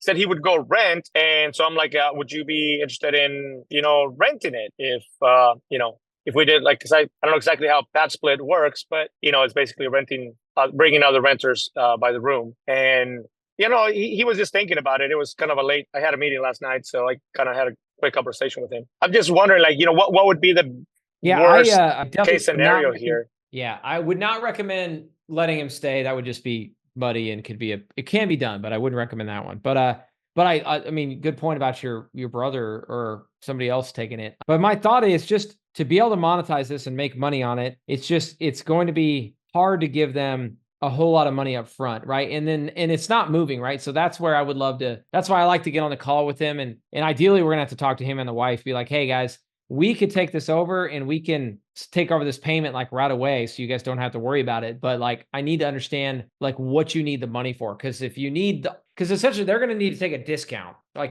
they either gotta take a discount on the purchase price to do it with no money. But if they did it with no money down, we could give them their offer price.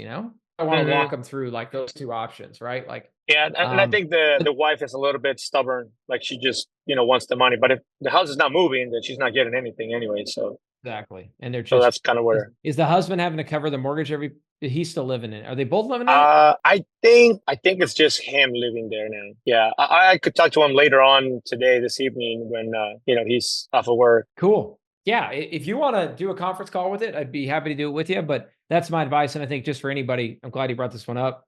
manual. Like, and I think there's something here for sure, especially since he's already open to it. Yeah. And the fact that Yeah. you're talking to him, not the agent, is a very, very good thing. Well, the agent, honestly, he's actually a partner in that 50-acre property. He's the one that brought it to me, and I don't want to kind of go behind his back, but I mean, he's a friend, but at the same time, he's very unresponsive sometimes. Like, he's just kind of, Yeah. So, I mean, would it be completely kind of an a-hole move if I just, if I'm talking, because I know the seller. He actually did my the flooring on my house where I live. So he's, he used to work for my brother in construction. And, so that's just kind of, I just found out from my brother that he was selling it. He was going through a divorce. And I'm like, hey, dude, didn't he just buy a house? And I just started asking questions, and it led to this, like, oh yeah, he is selling it. I'm like, well, what's the situation? I mean, is this kind of, again, like, I mean, because I have a relationship with the agent, so I don't have a problem with even going to him and saying, like, hey man, like, the house is not moving, so what can we work out or something? Yeah, no, I hear you, dude. Here's how you do it, or this is my recommendation: is we should work it, or you should work it with the seller first, right? Figure out what they need, figure out the numbers, and then go back to your buddy, be like, hey man, I got this worked out. It's really, there's not a whole lot of room to pay you on this, and just leave it up to him. And maybe he's like, yeah, just pay me $1,000 and I'll terminate the contract. All that can be negotiated, you know what I mean?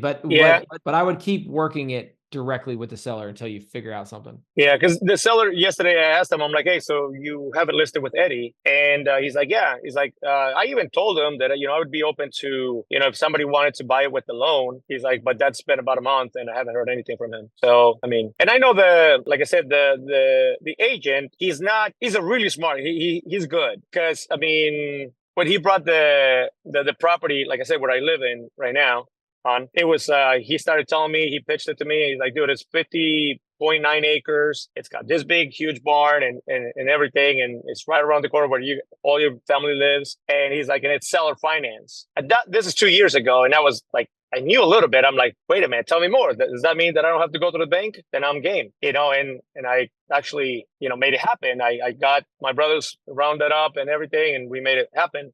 But so he knows, creative finance. But again, I mean, I could just call and be like, hey, just take it off and I'll take it from here or whatever. He'd probably do that too. Yeah. Okay. Yeah. I would keep working it until, and then queue him up later once you know something more. Okay. Man. Well, I'll shoot an email here in the chat. It's really easy. It's my first name at gregersonproperties.com. So yeah, just shoot me an email. And also, or some of you guys that are on Instagram, I'll put this in here too. Follow me there, and you guys can shoot me messages there. I'll happy to help there too. But yeah, let me know on that one. I'd be happy to help later if you can get but I think we need to get the wife and the husband on the same call, because if not, you're just going to waste time, because you've got to get them both on board, right? Yeah. And then we can't really rely on him to go convince his wife. I don't know. Right. I don't know with her, but I know the language is going to be a little bit of a barrier. I don't think English is very good. Okay, got it. But yeah, I'll shoot you an email and then see what I can get with that and see if we can work something out. Good, man. Thanks for one. Appreciate it, Manuel. That's a good one. Yeah, good. Good job, guys. You bet. Thank you. You're my pleasure, man. Okay, so Drew, I'm not sure if Drew's still on here. Drew had a second one, which is a VA loan. So are you still on, Drew? I'm going to try him. I know I'm 15 minutes late. Yeah, and I got a third one. Okay. So I know we got another one at 12:15 my time. So I got two more we're going to call here, guys. And I know I've got, by the way, I haven't forgot about you guys. Marianne, I know you still got one. Angela, I think, had one. And then Antoine, I know you've got one. So anyway. Oh, and then, sorry, I forgot the one who just came in. I won't forget about Colin. Yeah, Colin, we'll work yours in too. And then Mike's got one in Cheyenne that we can call at any time. So anyway, I'm writing these down so I don't forget them all.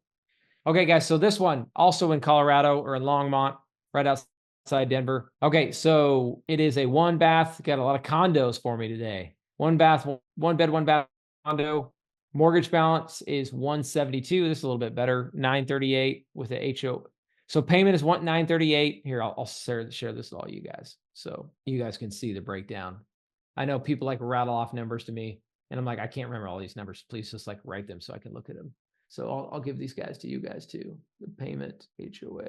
Okay, so check that out, guys. So total payment looks like it's going to be with the HOA and everything about 1138. Value 205 to 215. So not a ton of repairs unknown. Need to sure up value and any repair costs. Okay, cool. Average rents. Okay, so there's a little room there. Seller wants 5,000 to close settlement. Yeah, I like this one a lot better actually of the two you sent me. So, or of the three, this next one is pretty far under Rachel. Oh, the one we go to at 12:15 is going to be more of a challenge, but let's try this one. Let's try Willie. Anything else I need to know, Drew? No, he just wants to get out of here. He's kind of lost his job, down on his luck, had it listed. He's come in on every single lead channel I have. Really? Yeah, he's very, very motivated.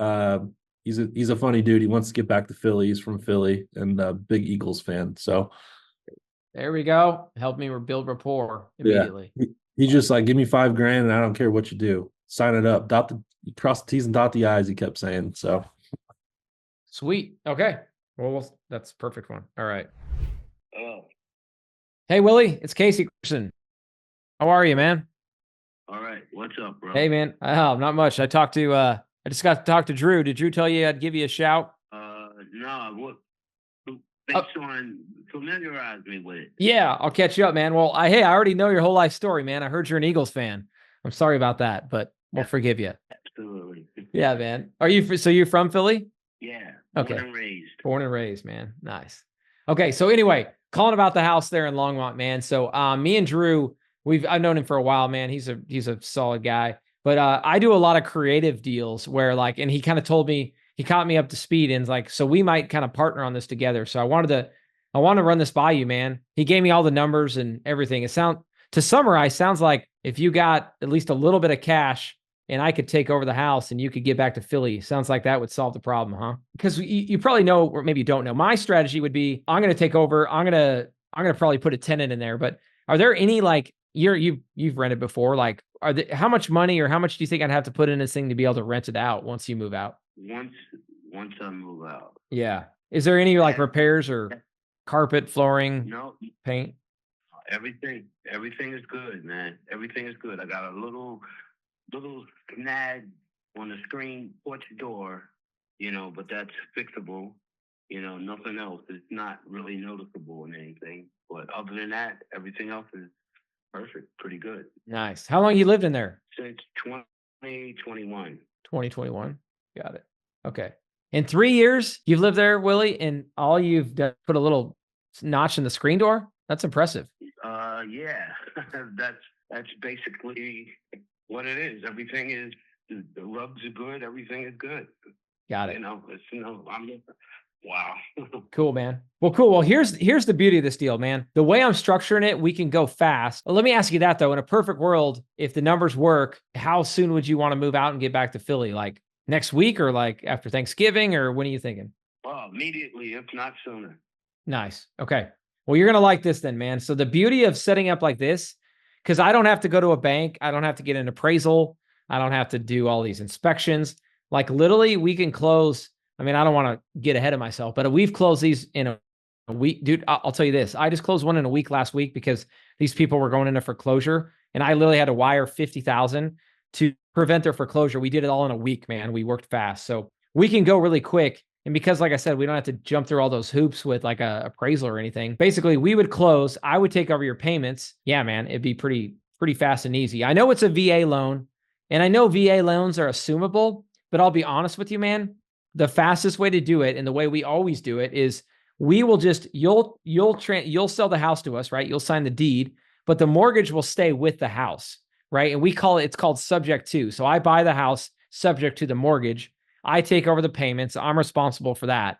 And it's all really simple and easy. And we go through a title company. But do you have any questions on that? Have you ever heard of that? I never heard of it. It sounds good. It sounds, we both win in that situation, hopefully. Agreed. So exactly. I'm just trying from under it and have a little cash and, I can go back to Philly.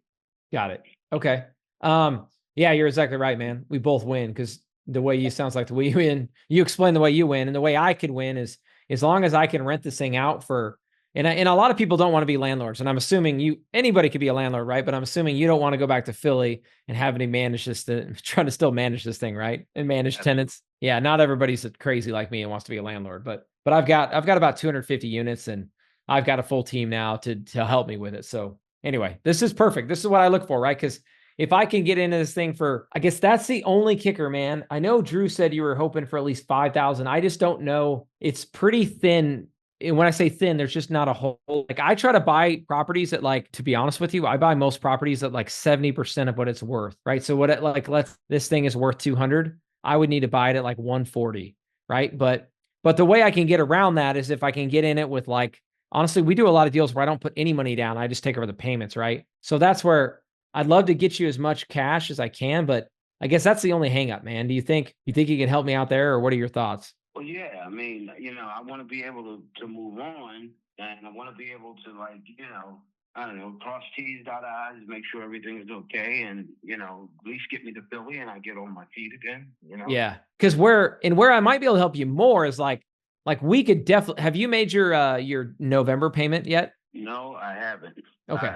I haven't. That's okay. So I would say as long as you can make that payment for me, or you know what, maybe that's the way to do it. Because the thing I was going to say is like, it's just hard for me to give you a bunch of money up front, but I can pay and make sure we get this done before December. Like one option, and I'm not saying this is it, but I'm just thinking out loud here. Let's say that I could cover your payment right now for this month. And then if you can, I mean, do you think you got enough cash to get yourself, because if you could get yourself moved back to Philly, I would probably be willing to take over your November payment and all the payments from then on out.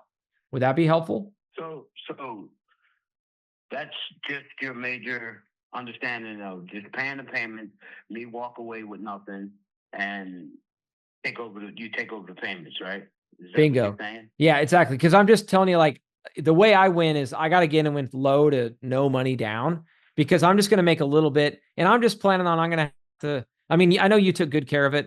I'm still going to have to go send a clean. We call it a make ready, right? Before I move in a tenant, we like to go paint. We want to make it really nice. So they like, because tenants, if they move in and it's really nice, they'll take better care of it. So I'm going to have to go put a little bit of money in it, even though it's in good shape.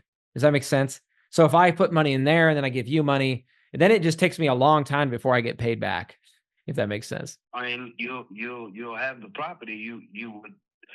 I mean, you definitely will make your money back. I mean, I'm not saying right away, but quite sure once you cross some T's, dot some I's, you'll make your money back. It's in good condition. Everything is fine. I'm just trying to get with somebody to get on the same page, and whatever we have to do to make this happen, we do it. I can't walk away with nothing. I need something to get back and get on my feet. Got it. Okay. How much money do you think you need? Is it mainly just the moving costs and their U-Haul? And is that kind of the main thing, or tell me more? Because maybe if you save some money for the rent, go ahead, by me covering your rent. Yeah, right now, most of it, I got everything in storage. Most of everything is in storage. Just maybe a couple pieces of furniture. Everything else will be out. Well, everything that I want is out now. It's just little things that I got to do, clean up. So I'm not sure on how we can make this happen, but I would love to make it happen. Okay. So yeah. Sorry, man, I'm around. All right, so I don't know what is. Well, before so sounds like. Question one more time. Yeah. So I think compared to we don't have to the situation that I'm in, because if this can't be a done deal, then I just got to keep looking. Yeah. No, I think we can make it work. Let's circle back to that, but ultimately we just got to figure out a number. I don't think 5,000 isn't going to work. Like I said, what I do think it work is I would basically pay the roughly. Lost him. William wants me to help him out. Says I'm being too harsh. I think it's all anchoring, right? And then when this guy feels like he wins. Now 7202. What if phone? Or he's trying to call me. But this is good. This is, I think, whether we wrap it, I at least to own with somebody else. Which would be essentially. Yeah, what happened? Hey, Willie, I was going to ask you that. All of a sudden, I lost you. But anyway, Yeah.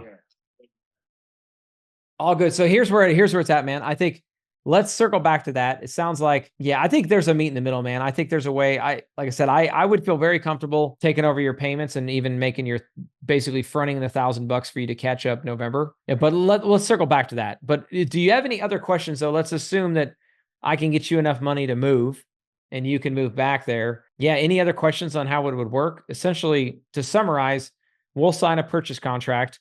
Once you sign that, I'm going to send it down to the title company because I want to get it going right away because we'll basically close when you're ready to move out. And then what I mean by closing is you'll go down to the title company, you'll see it, and you'll see all the paperwork that shows that we're taking over the property and responsible for the loan. And yeah, man, it's pretty simple. We don't have to, like I said, I don't have to get an appraisal. I don't have to jump through all these hoops like you normally would when you sell a house or buy a house, So where do we start with this? Because I'm in the middle of really understanding what you're saying, but I want to know where do we start? Yeah. How about this? And Go ahead. If we could just agree on something to get me by, I'm good with that. I'm really good with that. That's the key point right there. Okay. What do you think? Well, tell me more. What do you think would be enough to get you by, man? And I could kind of really crunch my numbers real quick and see if it would work. Well, I know, at least $4,000, between $4,000 and $3,000.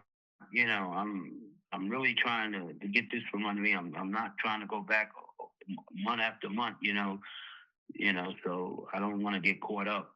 I'm ready to sell it right now, if possible. Okay. Got it. And if we do that, I don't mind helping you with that.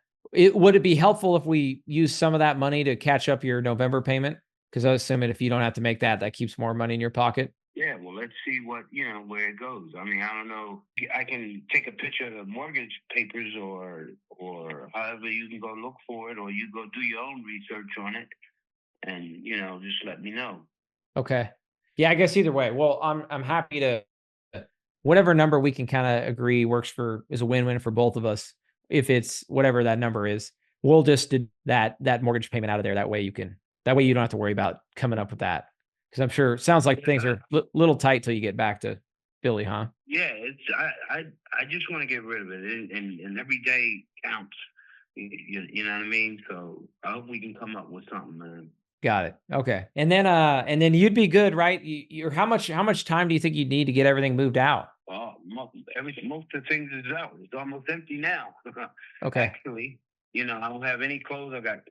I had 2 storage rooms, but I got 1 now, and everything is in there that I need. Okay. Little things that I've been using, just clean it up, and it's ready. Okay. Got it. Okay, cool. Well, but I really want to get my, I'll probably either send my contractor or maybe my property manager over there to look at it. I do look at it really quick. Actually, hold on real quick. Hold on a second. Go ahead, Drew. He's on mute. No, I was just gonna. I could run up there too for you. Okay, sweet. Yeah. Let me see if Drew. I'll probably send Drew over there just to look at it because I want to verify everything you're telling me. I want to verify that screen, make sure you didn't completely destroy that door. No, I'm just kidding. I can't believe I can't believe how nice a condition you kept this in. But I just want to kind of check it out, and then when Drew also checks it out, or whoever I send, they can kind of verify too my numbers because there might be a little bit more money. I'll be honest with you. Right now, where I'm at is I could get you the extra $1,000, but I want to be able to get you more. And if I get over there and look at it, I might see it, and I might be able to get you another 1,000 or a little bit more or maybe a little more, maybe 1,500 to get you over to maybe what I'm hoping. I'll be honest with you, Will. Go ahead. No, go ahead. I'm listening. Man, my hope is that I get over there. It's in shape like a van. And I feel like I can rent it for where maybe a little higher than I'm hoping. And then my hope is that I would love to meet you in the middle and basically get you 2,500. I know it's not your 5,000 that you wanted, but my hope is once I get over there, I could do that. So, but I want to see it first, if that makes sense. Yeah, let's go. Send somebody here. I'm here. Awesome, man. Ready for him to come. Okay. They can come. You're gonna do it today. If you can do it today or tomorrow, that'll be great. Now, it probably won't be today, but maybe tomorrow. I'll just have Drew. Drew's got your number. I'm just going to have Drew text you if that's cool with you. Okay. Okay. Sweet, man. Well, we'll move quick. Yep. That's right. I grew up in Wyoming, actually. I'm on the other side of the border. We're a little less. Yeah. But anyway, so Willie, let's do that. He'll text you. And then after he gets over there, me and Drew will talk. And then I'm going to set everything like in a contract. That way, all right, cool. It's actually real at that point, And then we can talk about timelines as far as when you want to close. Yeah, because like right now, I'm not working or anything like that. I'm trying to get back to the work back east. So yeah, I see what you mean. that's my position. Yeah, man, it totally makes sense, right? You got to get home so you can start making money again, and you just need a little cash to get home, man. So I think we can make a deal, man. I don't know. I'm glad Drew introduced us, man. This is exactly what we look for. All right. Well, I guess tomorrow I look forward to getting the phone call, right? You bet. Yeah, Drew will call or text you. Does that sound good? Drew. Yep. Drew, yeah. You can leave me or text me, your information and Drew's, Yeah. Drew's Yep. name. I appreciate it. Yeah, man. I'm gonna text you to my website so you can see in case you want to do any poking around, make sure we're legit. We do quite a few deals like this, so you can go check out our YouTube or our website or anything. So anyway, give you some peace of mind. Sounds like you're a pretty easy, trusting guy, but anyway, just in case. Yeah. You'll see. As long as we cross T's and dot I's, we'd be good. All right. I like it. That's the people I like to work with, Willie. I appreciate you. Appreciate you. Okay, man. All right. We'll see you. Okay. Sounds great. Bye. All right. Hopefully you guys could hear him. I just realized he was kind of faint, but all right, guys, what do you think? Okay. So yeah, William, back to the numbers, kind of breaking this down. This one looks pretty good based on, and just a quick look at, it sounds like his all-in cost with the HOA is around $1,200 a month, and then potentially rent for $1,600, huh? And I honestly, I would love to do a lease to own. I think a lease to own would be great because then be taking care of the place. And sometimes lease to own, you can get a higher purchase price. So the big piece will be once Drew looks at it, verifying condition, and then I could start doing some research on, hey, what could we do as a rent to own? But the beauty is we're not putting a whole lot of money into it. And honestly, we could probably go start marketing this thing and get it. Because one of the keys, guys, is we want to be able to, the day he moves out, I want to be moving somebody in. That way I'm immediately taking it. Yeah. Helping. We don't want to be negative cash flow any longer than we have to. Any other questions on that one, Drew? Before I call, I got one more. No. Yeah. Rachel texted me. Yeah, it sounds good. I can go look at it tomorrow. I would today, but it's snowing like crazy and it's a long drive. But he's ready to go. So maybe we could do our numbers, put it together, and I can FaceTime you and we can get it signed up when I'm there in person tomorrow. That's a good idea. Yeah. You know what? I'm actually slammed tomorrow, but I'll prep it. Yeah. You know what? Yeah. I'll get you the contract. But we can put our heads together on that. But yeah, I'll give him a call. I'll set up a walkthrough at least and get some condition. But guys, if you didn't catch that, I like the way Drew thinks, right? If you guys are going direct to seller, Drew is in a habit of when he goes on appointment, he's ready to close. He's got contracts ready, and that is super smart. Because if people are teed up, you don't want to give them a chance to go call their mom or uncle or who knows and talk themselves out of it, right? Good thinking. Sounds like a closer. All right. Let's try this other one. Drew, was that a helpful one, guys? That's a great one to wrap in a good low entry point, low risk, guys. I mean, his payments less than $1,000 a month and not too far out of Denver. So looks pretty solid. All right, Rachel, this one is going to be a little tougher, guys. I'll give you here's the breakdown on this one. So with Rachel, this is a 2-1. I'm going to send it to you guys here in a second. Mortgage balance is $374. She's behind $13,000. The problem is she's got a 7% rate, which is kind of one of the tough parts. Okay. So the problem is, guys, the payment is super high, like at $2,900, and average rents are $2,100. So this is almost borderline. So seller just wants to walk away, does not need to pay anything for closing. So I'm going to call her this, but there might be potential to wrap it, right? Like I got to look at, it's a single family at least. Okay. That's good. So there's a chance though, if we could wrap this one, and honestly, this might be one of the ones that I'm just going to be very direct up front and be like, hey, in order for me to make this work, I'm going to be renting it out. Oh, it's listed too. It's listed by a friend, so the agent she's not really a factor. Got it. It's a nice looking house too. Okay. Yeah. And Do you see, after talking to this one, Drew, like to me, this is a lease to own, and we just need to get somebody in and make a little bit of, try to get somebody to come with like 10 to 20,000 down and step into that $2,900 payment. Or we could arbitrage it. We could have somebody just put 5,000 down and their payment be a little higher and make a little, because I either want to make money to just get out of it or make money on the monthly. Does that make sense? Mm-hmm. Yeah. You see any obstacles there other than just a higher rent? Just it's the payment's high. She's behind 13 grand, and there's also a prepayment penalty on this loan. I did see that. Yeah, I was like, man, that's a rough loan terms. She must have just bought it too, huh? Because it's so high, or within the last year. It was an investment gone wrong. Pretty much the only good thing about this property is it's in perfect, pristine condition. Okay, nice. Weird. Didn't she tell you like what was the thought process of buying a house at 7%? What was their strategy? Didn't really have one. Just a newbie investor who kind of got into a deal and didn't really know what the hell they were doing. And now she just wants out of it. She's just like, Drew, I want to throw my hands up and I want $0. Just take this thing over. I said, it might be tough, but we'll look into it. So that's kind of where we're at. I like it. Okay. Sweet. Oh man, I think she's got a California number too. That explains it, why she made such a bad business decision. I'm just kidding. Just giving all the California people a hard time. How anybody makes a living in California. But it sure is nice to visit. That's for sure. I love San Diego. My favorite spot, Lake Forest. She's out of Lake Forest, California. Come on. She was just texting me. I'll text her too. While we're waiting, guys, feel free to ask any questions. Hey, Rachel. Okay. I'm going to go to the chat for a second. The only thing you're in LA is the LA traffic at the moment. All right, cool. All right, let me go make sure. If anybody had a question earlier that I didn't answer, this would be a great time to pop it back in the chat, and I'll be sure to answer it for you guys now. If not, we still got 30 more minutes to go through the deals. Oh shoot! So Colin had to hop off. Hey Rachel, it's Casey. Hi. How are you? That's okay. That's funny. My dog was just doing it a second ago, and my wife luckily came in and shut the door and helped me out. But anyway, cool. Well, and talk to Drew. I'm going to jump right in because I'm sorry, I was a couple minutes late. I had another call.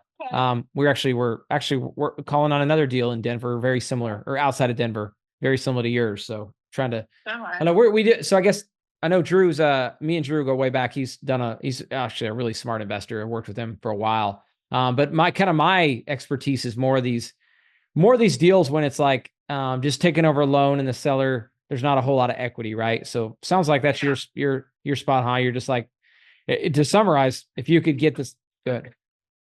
But I don't know how much you kind of give you the background, but this was a house we had like put money into in 2022. And then, since then the market has just changed a lot. So. Oh, got it. Okay. So you guys did the work on it. It looks really nice. So you guys are the ones that. It was like very run down and old. We put a lot of money, like all of our cash into it, never expecting to keep it. We were going to flip and finish the renovations on it like a few weeks before the interest rates changed. Got it. We held it as a rental, and we just had an unfortunate situation with renters who weren't paying rent for a good 5 months. Got them out, but because we put all of our cash into the repairs, we didn't really have the safety net to cover them when they weren't paying rent. Yeah. We got them out. We put more money into it to clean it back up after they left. And we're hoping that we were going to sell it right away because we, now we're in a hole with it. And unfortunately, we just have had a hard time with it on the market. Got it. Okay. All right. And what were you guys renting it for before they stopped paying? How much? So in 2022, so we rented it to them for $2,800. They actually had paid a whole year up front. So the first year with them was no problem. Oh, wow. And then the second year, they wanted to re-sign at $2,800, which was, we actually had negotiated kind of we're giving you a discount because you're paying a whole year up front. We were trying to rent it for $3,000 at that time. And then that's when the problem started, was with their second year with us. Got it. Okay. Well, since you're I usually don't go into this much detail on what my exit strategy is, just because people don't understand it, but you guys are investors. So I'm just going to be straight up with you. But this is our first one. First one? Okay. Well, maybe it'll help you. You guys will learn something too. So here's what I would do, right? Like, yeah, there's definitely no room for me to give you any money down, but sounds like you're good at that. But what I would do is I would take over the payment because I do a lot of marketing. We do what I call like a wrap, and I'm either going to rent it or maybe I'll do a short-term rental. I guess the difference between me and most other buyers is I got about 250 units of my own. So we're all about like, what is the best use of the property, right? So it might be a long-term tenant. It might be a medium-term tenant where we'll furnish it, right? Or maybe one of my favorite ones, which I love on this one, is I do this rent to own thing where, again, I just do a ton of marketing and I'm always looking for people who maybe don't have the best credit, or maybe they have like a 1099 job where they can't get financing. Right. So what I'll do is they'll give me a down payment or a lot of times it's a very small down payment, and then I'll give them a chance to buy it. So that's what I actually like on this one. And what I love to propose is if I can find someone in my network or kind of through my marketing to do that, then I could step into your payment and ultimately take this thing over. And then, it's exactly how I do it. What are your thoughts on that? So is that considered the subject to? Yes. Yeah. Yeah. And so we did have somebody approach us with that kind of offer, and we're like open to that kind of offer for sure. Because really at this point, like we're just trying to get it off of our shoulders. Like it's been a big stress for our family. So we're fine with that. I think I just want to make sure that we have some protection in that kind of situation as the seller, because I've, read into the subject too. And I just want to make sure, like, if for some reason something happens where you guys stop making payments, that we're protected in a way where it's like, we're not just stuck with the mortgage and you guys need to the house situation. So that's like my biggest thing with the subject too. Some kind of like protection as the seller. Yeah. So what we do, a couple different things. We go through the title company, right? When we transfer the deed, and then it's very well spelled out that, hey, we're responsible for payments. And if you want to add in some other protections where, like, let's say that, again, I mean, we've done a ton of these and we've made perfect payment history, and you could talk to anyone else. So the biggest thing is like, just know that I do this for a living and this is how we feel like the person who I spoke with before, like I didn't feel super confident in their history with it. So that also like got it. Yeah. Okay. Wait, and who was that before? His name was Anthony Cameron. Okay. Yeah, he sent us over a deal a couple of days ago, and to me, it just didn't feel. Yeah. I didn't feel secure with it. Like I didn't feel like it was. Got it. Yeah. No. So what I'll do is I'll send you our purchase contract. I'm going to send you our website, and I want to just. And I would just honestly, you should look at our reviews, and those are actual people. I've been super diligent. Like, we do about 100 transactions a year, whether we're fixing and flipping or buying rentals. And I just made it a habit. Like anytime we finish with somebody, like, go, please write me a review. So you can watch our reviews and some videos. You would want to just call somebody. Like you could call one of my 10 different people. I mean, I've got even more than that that have done this. I love that. Okay. Because we've gone through so much with this property, it's like we just want to make sure we're checking all our boxes so that we know, like, okay, we're in a good, like, we can be done with it, if that makes sense. Yes. Perfect. Okay. Awesome. Well, let me go ahead. Timeline typically look like with that? Yeah, the beauty is we could move pretty quick. I think certainly by January 1st, beginning of the year, my goal is going to be December 1st. But after we finish our call, I'm going to go. I was actually just I was sending a message to one of my people on my team that helps me out with this. Her name's Ashley. So Ashley's going to do some research and figure out if we could. Yeah, I would love to do this. I would love to close by. Would that be good for you, or what's your ideal timeline? We can. And then, like, is there any kind of, so because I just want to make sure I have a clear understanding. Are you thinking that you guys would be the one on the subject to agreement, or would you be then trying to wholesale it to somebody else? Yes. No, we would. I'm going to take the deed. And that's a great question, right? There are times that I'll literally just go assign it to somebody. If I did that, I would let you know. My intent here is I'm going to be the owner. So here's the thing. If I go do this rent to own strategy, and this is why the people I do this, they like it or they feel comfortable, is I'm going to take the deed. I'm going to be responsible for the payment. So if what happens to you happens to me, like let's say that I go find this person, I make sure they put it down a down payment so I'm protected. But if they don't pay, I'm going to deal with the eviction. You're going to because I'm going to make the payment on your loan every month, right?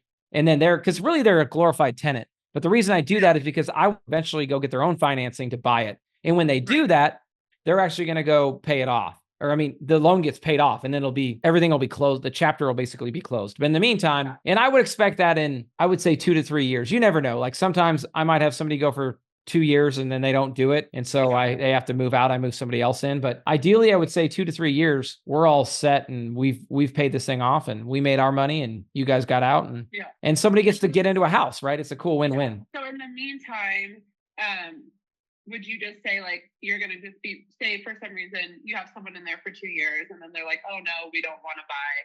And then you can do another, is it just until somebody else buys it? Or would you ever like, be like until I refinance with a better interest rate? We would be, ideally we're going to wait till we sell it. But if rates come way up, I mean, for sure, if rates come back down, 7%, yeah. And if exactly, and I agree, it is a high rate. That's another option. Honestly, in 2 years, if rates drop back down to 4% or go crazy again, absolutely, we'd refinance and then then you'd be completely out. But for now, the key for me is I don't want to put a ton of cash into this because there's just not. If there was like if your payment was $2,100, I could actually give you some cash, right? Because I'm going to make cash flow, but the cash flow is going to be so tight on this, as you know. Sounds like you've been living through that for the last year, but yeah. I mean, yeah. Mortgage payment and our rent payment was basically the same. So yeah, it's tough. And is it? Then would it be that you guys would be reinstating the loan, like the past due payments at closing? Yeah, you know what? I was going to bring that up to you. Have you looked at in the forbearance and not the forbearance, but like a modification? So basically, this was bought under an LLC and it was an investment property for us. The investor of our loan doesn't approve any of those options. Got it. Okay. Yeah, that's for sure the only challenge is, man, and I'm wondering if it's always in a negotiation, right? And it might be worth putting the ball in their court, be like, hey, when's the last time you made a payment? Are you 3 months behind or? We're like 5 months behind. 5. Okay. So you haven't made a payment for 5 months. Well, I mean, here's the thing, like, don't pay them and be like, all right, guys, I'm willing to start paying, but I need help with these 5 months, and be like, they can play hardball, or their other option is for. No, I spoke with them yesterday, and the thing, and it's like a servicing company who I speak with. Okay. But basically the only option when I talk to our loan officer is repaying that amount over the course of 6 months. Got it. But it ends up making the payment a lot more expensive. So the other person I had spoken with about the subject to, that was part of like the terms is they were going to reinstate the loan immediately at closing. So that was kind of like their investment into it to show that they, were putting something towards it. So that is just something I want to like make sure you are aware of. And got it. And the strategy would be for that. Okay, and say that again. Did they say numbers specifically on how much, or you just said 6 months? Go ahead. It was like 18,000. Okay, so it's 18,000 behind, and they would just stretch that out over 6 months or something. The specific number. So I thought you were talking about the person who did the other subject to offer. So it would end up making the payment $55,724 or something over 6 months. Got it. If you did the repayment plan versus just reinstating the amount. Okay. And sorry, and I got confused on that. Tell me about the 18,000 on that other investor. Say that again. So the amount to reinstate the loan to get it back in good standing. Okay. So the other investor who I spoke with, who was, giving us an offer for the subject to, said that would be like at closing, they were going to pay that to get the loan up to date, reinstated, not in a bad position. Got it. And then so that was kind of like their initial deposit for down payment. Yeah, this one's very tempting. You know what? Yeah, the other kind of cool strategy, I'm going to say this out loud because it's kind of cool just to learn from. I raise a lot of money and I have a fund, right? And I work with a lot of people who like have a really good W-2 income or need depreciation and write-offs. So this might be perfect for them. And it might be one I partner with somebody to where we would buy it to get the depreciation. And yeah, and then even if it kind of breaks even, I think we're all kind of betting on the Denver market continuing to go up. And then when rates drop back down to 4%, this thing would cash flow. Right. I mean, and we priced this when we put it on the market in July. Our agent said pricing it at 475 was very aggressive. So we weren't like, expecting it to sit the way it did. Got it. Yeah, she said it was priced like to move, like Meaning aggressive, like that was priced. You thought We thought it would could move? sell like the first week. Yeah. Oh, wow. Dang. Yeah, I know And it's, that was with comps and everything over the past like 30 days, like, so this just hasn't gone the way we expected it to. okay. Did you guys have to pull permits on the work? No. Okay. It was just We don't do cosmetic. anything like structural. Okay. So it looks pretty. Just wondering, that'd be the only other thing, just to make sure that there's no other. And you guys did solar panels, huh? That's probably, is that part of the Panels were, so just so you know about the solar panels, those were actually there when we bought the property. They are paid off, but when we started putting renters in, as I said, we weren't ever planning to keep it initially. We realized like they weren't actually turned on. So there is some like things that would need to be serviced on them for them to get started to be working again. Oh, okay. Got it. It's a little bit of money. Okay. All right. Well, this is helpful. Let me, I need to do, so what my next step is, I need to do a little bit of homework and see if I could, through our marketing, if we've kind of got, I just want to see the appetite we have for just based on how high your payment is, and then catching it up. So let me do a little bit of that research, and then, then we'll be in touch. And if so, sounds like you got no issues with sub 2. Go ahead. Yeah, I don't have any issue. Like I said, I don't have issues with sub 2 as long as we have some protections in place. Just to be fully transparent, because we're in a tough spot, so we've been reaching out to some people. I do have someone else that's kind of like a team, like a real estate agent, and someone who does kind of looks for creative financing options that I'm supposed to call back later today to make a decision if we want to move forward with them or not.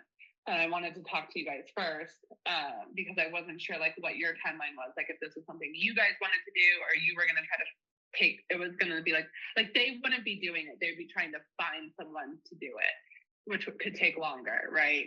So it sounds like that's kind of what you're thinking as well. Or I'm looking at it two ways. No, I see what you mean. Yeah. You're if you would rather just go with somebody who's going to do it themselves, be dependent on. Yeah. I need to see who I can find to do this deal for me. That's more time, right? So we just want to know which direction we need to pull the trigger on, because the other strategy we're looking into, if we go with this other team, one who's a real estate agent, is pull it off the market, put it back on with some cleanup, just so that it's not looking like a sale listing. But then that's still on the market, so it's still time that we're heading into almost Thanksgiving when the market's going to be dead. So it's not ideal. But we're just trying to figure out what our options are, because what we're trying to do right now with our current agent, who's unfortunately a client of mine and a friend, it just isn't working. So we're just we need to put something else in place. Got it. Okay. And then, yes. And the balance is 374. Okay. Got it. Okay. Yeah. So the balance is 374. And just, I don't know if you saw the payoff statement. There's a prepayment penalty. I did see that. When we were trying to sell it. That will go away next October. Oh, okay. Okay. So we just got to hold it that long. All right. Yeah.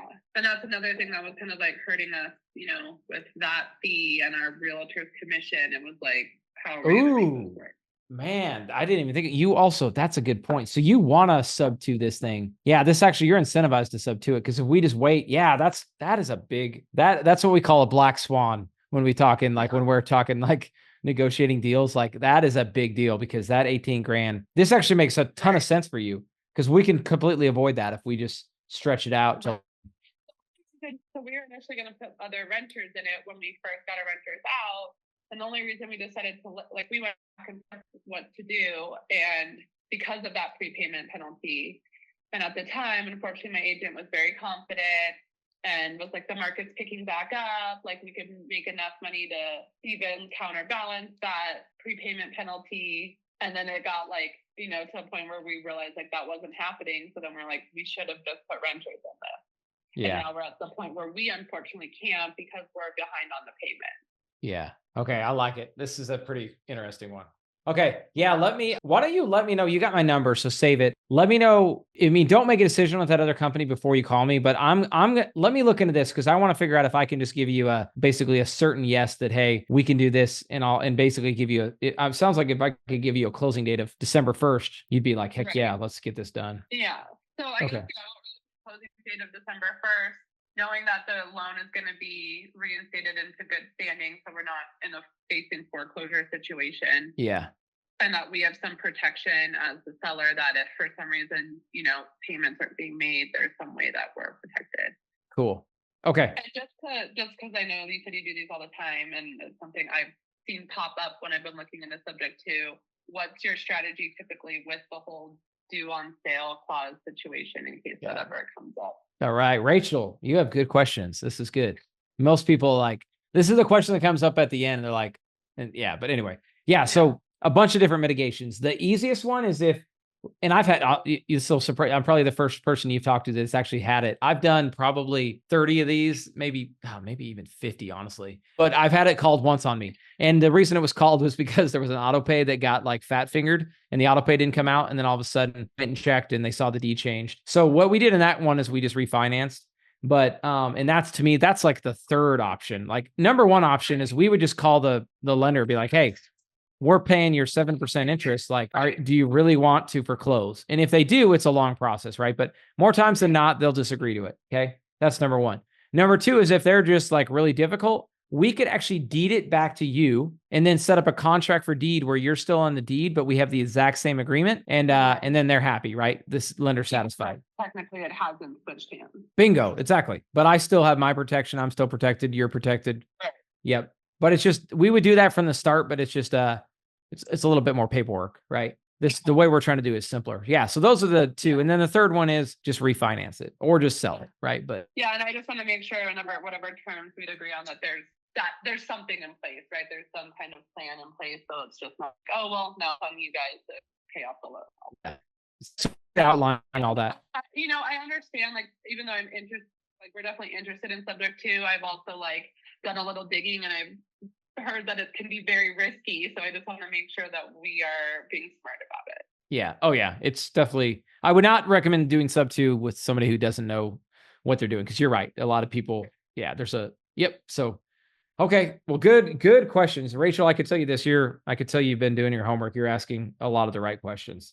So kudos to you. So what's your link to get back to me? Yeah, let me get back to you for sure by Monday. I'm going to hope to get back to you this weekend, but please text me though, if before you go make a decision, right, with them, but I'm going to be moving fast. I can't. I've kind of tried to juggle to be, just so you know, this would be more ideal for me, and that's ready to just go. They're like, well, if you guys want to do this, you want to get it pulled off and then relisted, because we're trying to fight that before Thanksgiving timeline. They're let's move now. So I spoke with them yesterday and I was trying to hold off, hey, I didn't say exactly that I was talking to another investor, but I was I have a call that I want to get through and then I'll let you guys know. So just know I'm kind of what you're kind of saying is more ideal for us, but we would be ready to go on that as long as everything looks good and we have protections. Like I said, I would definitely love to talk to people that you've worked with before. That would make me feel a lot better. But this is more of an ideal situation for us because we want to move quicker. So I would prefer that if we can make that work. But I also don't want to lose an opportunity of this window of when the market's going to be dead. Yeah, totally. Yeah. I mean, I've been selling for many years in Wyoming and Montana and Colorado, and it definitely slows here. We're about to hit it in 2 weeks. It's going to be dead for a while. So, okay. All right. Well, that sounds good. Let me get to working on it. And then, let's definitely reconvene by Monday for sure. Okay. Awesome. Well, thanks for the time, Rachel. We'll get to work on this. Yeah. All right. See ya. Bye. All right, guys. That's an interesting one because there's not a whole lot of cash flow, but the more I think about it, and Drew might know this area too, right? I mean, if this is a good area, and I do know the market's been down just because of interest rates being so high. If the market rebounds and you're able to get in for such a low, I mean, let's just say we catch them up at 18,000, even if you're breaking even, and when rates come back down and you can refinance, it looks like, I mean, if I was let's say, if I'm just a regular old, this is a deal that I could potentially turnkey to another investor, or maybe I'll buy it through my fund where I have a lot of investors that come in that let's circle back to the beginning of the call, right? Raising private money. I have a lot of people that I work with that they're buying real estate just purely based on depreciation, right? And if you buy this house, guys, I'll give you a little cheat code. All right. I was talking to my CPA this week. All right. So if you take a typical house, all right, I'm going off script here, but let's take your average, when it comes to bonus depreciation, right? Typically 20% of a house is going to be 20% goes to the land, right? 20% land, 80% improvements, right? So you got to take off 20% immediately, right? And of the remaining 80%, so if you do 0.8 times 20%, that equals 0.16, right? So guys, that is typically the amount of depreciation you can get like in year one on a property. So if I bought, but hold on, that was before they started taking it away, right? But now over the last couple of years, it's actually a little bit less than that. So it's actually, this year it's times 0.6, I believe. Yeah. So right now with the bonus depreciation, I'm giving you guys like a CPA lesson, right? In IRS code, but essentially in 2024, you can write off roughly 10%. It's like 9.6% of the purchase price. So let's do the math on it. Let's say that we bought this house at the loan amount, which is 374 times 374,000. Check this out. That is a $36,000 write-off. So if I bought this through my fund or bought this with an investor who had 36,000 of income, or it would have to be passive income for him. For me, it can be active income because I'm an active real estate investor, which is a whole nother discussion. But ultimately, that's like a $36,000 write-off in year one for this house, right? So there's people who are like, they're trying to get their tax liability down and they can go buy an asset and they can, look at, they're going to write off 36,000 and they're going to put $18,000 into it, right? So that's why this deal could potentially make sense. Does that make sense, guys? I just did not plan on giving you the CPA. I am not a CPA, so this is not professional advice, but I did talk to my CPA this week on this exact conversation. Cool. Okay, Ernie, call Angela after her 2 p.m. She got a showing at 11:30. So Ernie, is that 2 p.m.? What time? Or what time zone is that? Is that Central or Eastern? It's Pacific. Pacific. Okay, so that would be 4 p.m. my time, right? Yeah. So either way, 2 p.m. Pacific. Okay, cool, man. I'll call Angela then. Ernie, Angela, we're gonna call her at 4 o'clock. All right, man. I'll give her a call then.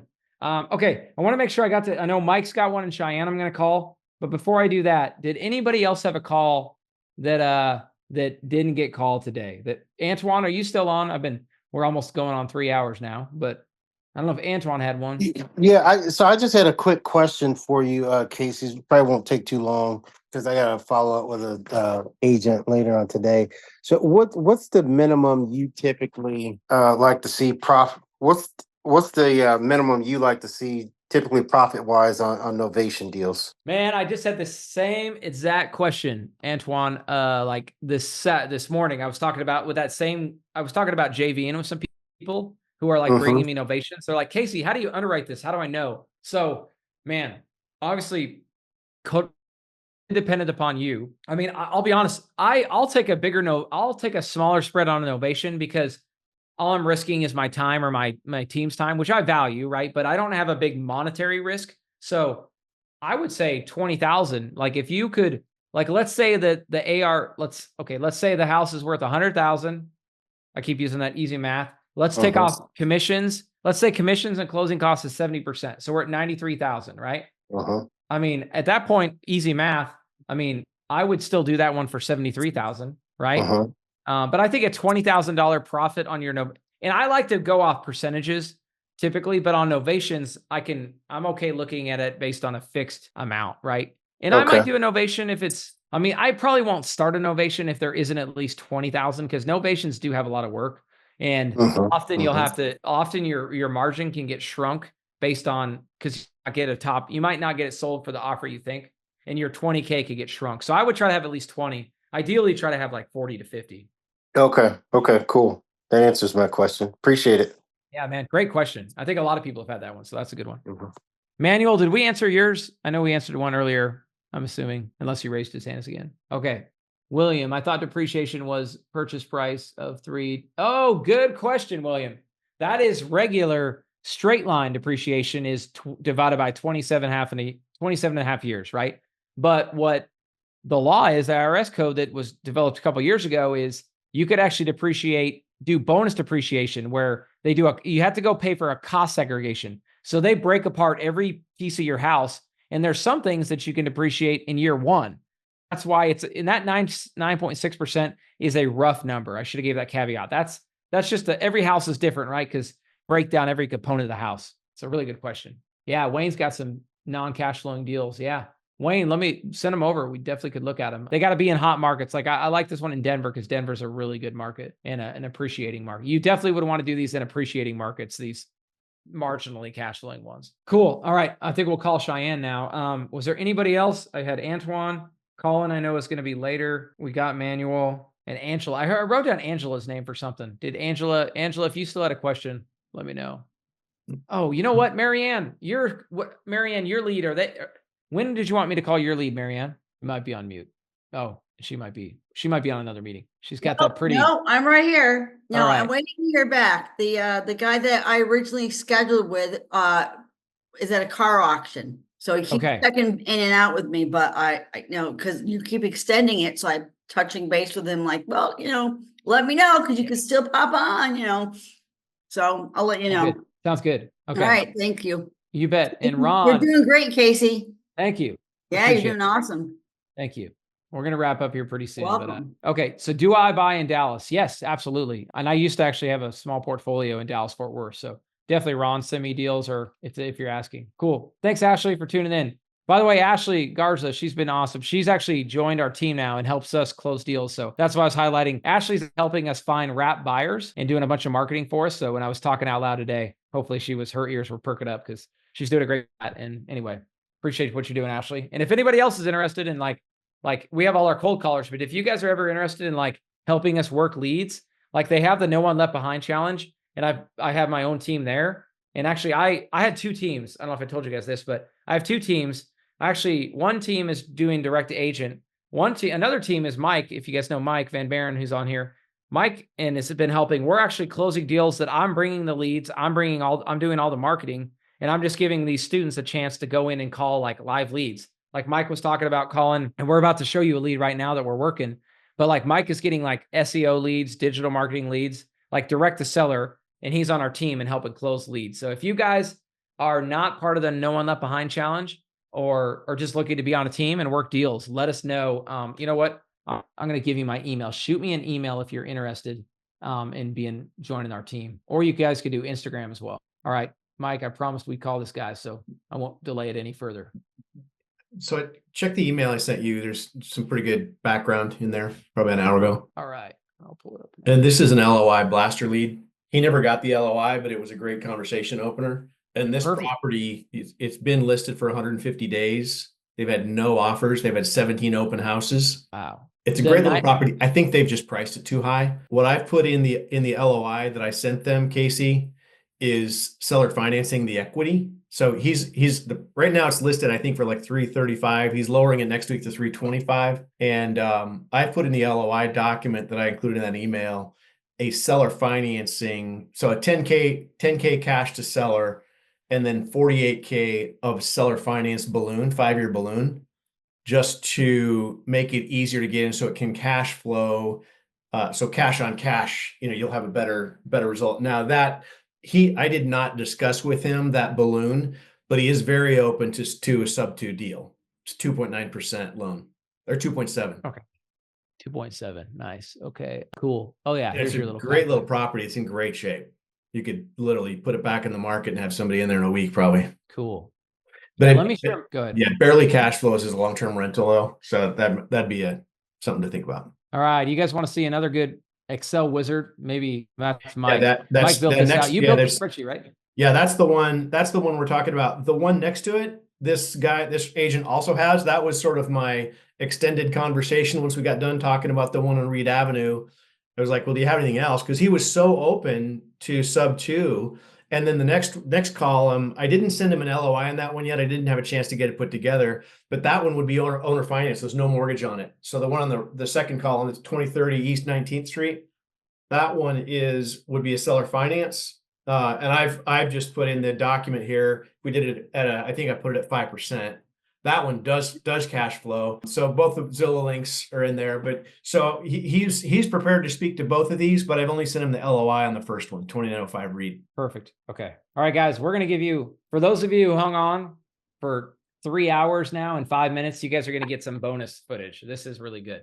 Okay. So this spreadsheet, like a lot of you guys, and Mike initially had this question. He's like, Casey, how do we, I understand conceptually, I'm going to take over a sub 2 loan. And then how do I go figure out the private money lending component of the equity, right? So Mike built a spreadsheet out, and I think it's a perfect example how you guys can literally look at deals, figure out would it still pencil, right? So let's walk through this one. Okay. So on this deal, they're asking 325. So let's assume we give them their purchase, right? This is a first position balance. All right. Mike factors in the commissions, cash to seller, right? So the total amount, and then the seller would carry back essentially 48,000, right? And So this offer comes to 315. So we're not offering him this 325. We're offering 315 in the LOI. So I was just anchoring low. Reactions. Love it. Reactions. I'm trying to find reactions. Yep. Hold on. All right. I got to go back to mute all. Luckily, I got this button handy today. All right. Here we go. So keep working it down. So yeah, Mike, I think did a great job of like it. Plus the property's not moving. So, and they're open to it. So as you work down here, guys, see the payment, right? He's basically working the cash flow, right? This goes back to the very beginning of the call when we talked about how do you underdeal, make sure it makes sense. All right. So as you work down here, here's the total payment. He runs taxes, insurance, all that together. So the total PITI is 1421, right? And here's average rent. Now this is where I gave this number to, me and Mike have had a lot of talk. Like you got to figure out what is the cost of private money, right? So all Mike's doing here is he's just taking 15% times I assume this is times the private money that we would need, right? Well, that's cost. That's just operational costs on a rental property is what that is. And I just threw it 15% back. It's back a napkin. Perfect. Yep. I like it. So basically cash flow, $24 a month, right? So, and he looks at, this is like a medium term rent, just like he basically took a I just did 1.5 times the long term and then 2 times the long to get to the short term. That's just to have an idea. One other thing too, Casey, this property is vacant. It's been vacant. So the owners are making 2 payments right now, right? So there's a couple things working to our advantage from a negotiating perspective. Yep. Makes sense. And the agent too is a super, super nice guy. He was great. He said, I don't know why it hasn't moved, driving me crazy. But he said, the only lever I have, and that's where we got into sub 2. He said, the only lever I have is to lower the price till it sells. And we're going to give you a solution that's going to be better than that. Like it. Okay, cool. So guys, say we wanted to, you know what? And I'm going to add a little bit more to this just to kind of see how this would pencil, right? So the commissions plus cash to the seller. Let's say that we wanted to get a private money loan there. And you know what? Let's say I want to pay myself $10,000 for a wholesale fee. Okay, so that's $27K. Now let's say that we could borrow that at 12%. Well, I'll give you the easy math. Well, divided by 12 months, right? Times, and then you're just going to multiply. Essentially, that's 1% a month, right? If you got to do the quick math. So 1% a month is what we're going to be paying on the loan to the private money lender, right? So that's $278, right? So that shows you down here that the long term is basically going to lose a little bit of money, but if you do medium term, you can actually cash flow, right? And if it's short term, you definitely would have a little bit more cash flow. So it's pretty tight, no doubt, and that's why I'm going to call him on this guy. When I call him, that's what I'm going to talk to George about. I'm like, hey, man, it's just really hard to give the sellers any cash, but we could definitely take over this loan amount. And then the other thing, I'm just thinking about this value, and guys, this is the weird kind of thing we're coming into this market. It's like, I think a lot of these houses are going to sell for more next spring. And I think, and that's why it's like, okay, I know Cheyenne really well. So a 3-1, and I might ask him too, but I'm just seeing how they've been listed because he's selling for 350 next spring. Yeah, it's not priced bad, but anyway, this one's definitely a little tougher just because it's going to be negative cash flow. Trying to think of another angle. Yeah, either way, what I tend to do is I just start talking to them. And once I start talking to them, there'll be more, we'll find out the bunnies, more stuff will become unveiled. The couple selling, it's ex-military. They've moved back to Minnesota and they want to build a house in Minnesota, just for background. Perfect. Okay. And they've got 2 kids. All right. Where's his number? There he is. Okay. 307. This is probably going to be our last call, guys. And then I'll happy to still do some other ones. If anybody, I know I got some, no one left behind challenge ones to call, but we'll be doing this to get, and I know rent's in this area too. So you that's probably not bad. Hello, thanks for calling. I'm not able to take your call right now, but you've reached the voicemail for. He picked up on the first call last time, Casey. So if you don't get him, just drop him a text and he'll probably get back to you because he hasn't had any offers. And we might be able to get to 2,000 a month on this thing as a rental if it's in good shape. In which case, I think we could basically break even. We could pay the private money lender. We could get into the deal. And that's where, like, back to the beginning of the deal, like somebody asked earlier, like, how much cash flow, how much cushion should we have after paying all expenses in the private money lender? And I think it all depends on the market, right? Like, I know this market, I know Cheyenne is still pretty low on housing. So I think if we're breaking even and I'm able to pay my wholesale company 10,000 on the front end, then I think this is definitely a deal. And then, I mean, and back to the depreciation, right? That's another thing. We could bring this in and bring it into somebody who wants to get the depreciation. Oh, I wonder if he's on another call. Oh yeah, he messaged back. He's on it. Okay, shoot, he's on another one. Okay, what else? I'm gonna go back to the question. Okay, release option. We'll go back to the questions, guys.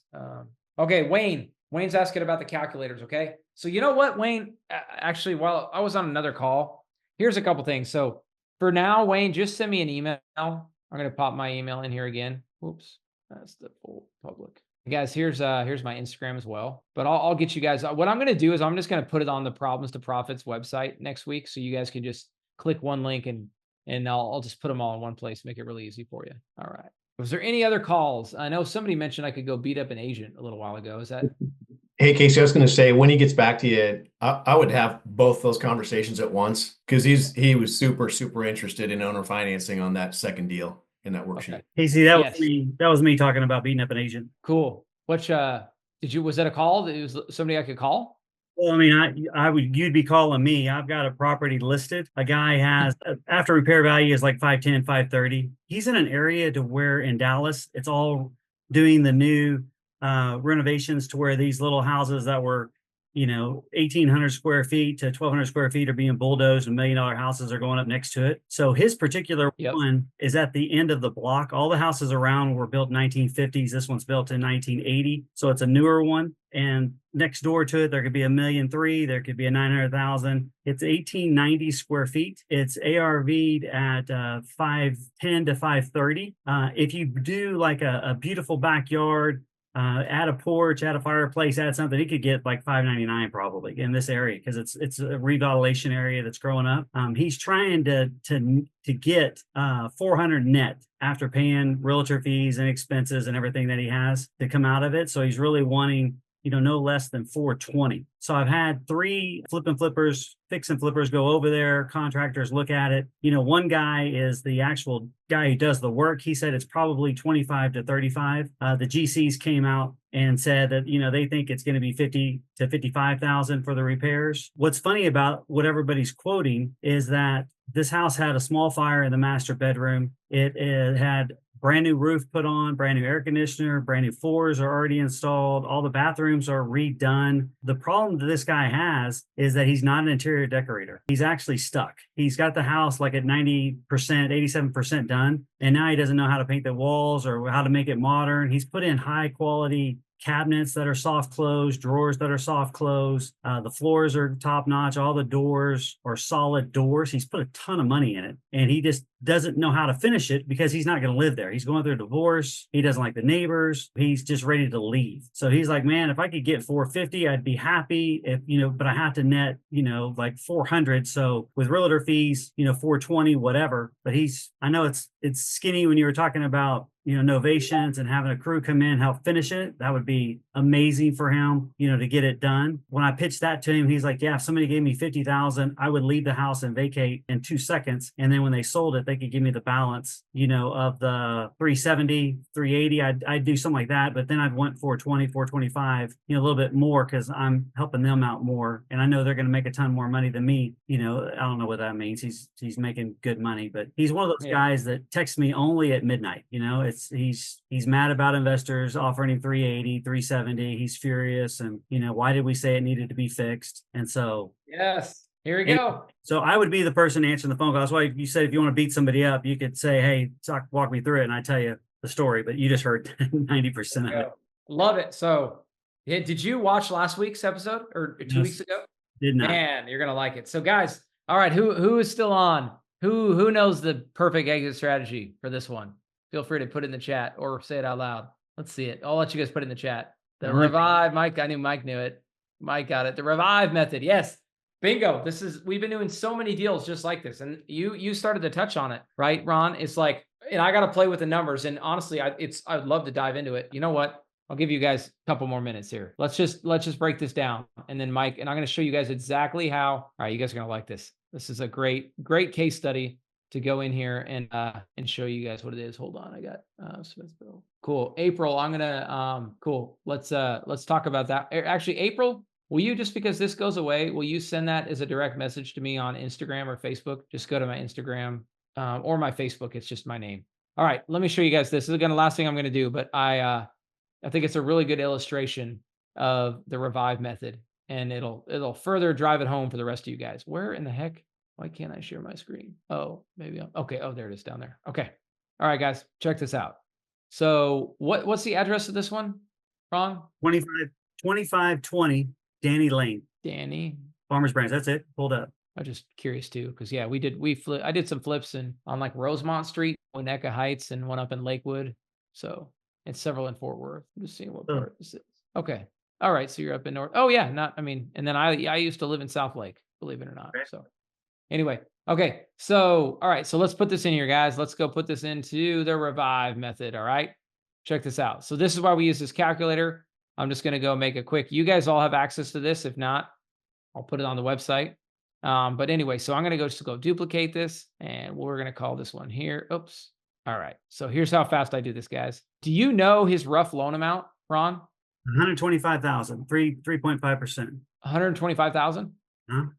Wow. Okay. So it doesn't owe a whole lot. So that's my quick first one, right? What do they owe? And then you'll see how it ties in.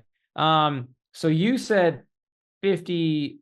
Yeah, you said you got a couple quotes from other guys around 50 to 55,000. Right. The GC says he can do it for 30 to 35. I'm sorry. The contract said he could do it between 30 to 35. The GCs both came in right at 50. 50. So I'm going to put a little padding into that. Let's go 75,000, right? But I'm going to make a note over here that it's basically, we're saying it's basically roughly 55,000 bid from GC. Okay. So we'll just go with 75,000. All right. So we'll move this over here. Holding costs, yeah, are going to be super minimal. That's probably overkill. But that's probably not a bad number, $1,000 a month. Okay, closing costs. I'm going to go with 5%. Let's do 6. That way we cover all closing costs and commissions. So now you're saying 5. You think between 580 to, what do you think if we fix this thing up? The minimum would be 510, 530. Okay. But if you did a better backyard, if you were going to Airbnb it, if you were going to do something to where there's picnic tables, gravel out in the backyard, nice, you could definitely get it up higher. Let's just do this. And then I like to just add 20,000 on each one of them. Okay. So up to 6. So 540 to 6. Does that look like I know it's a big range, but right.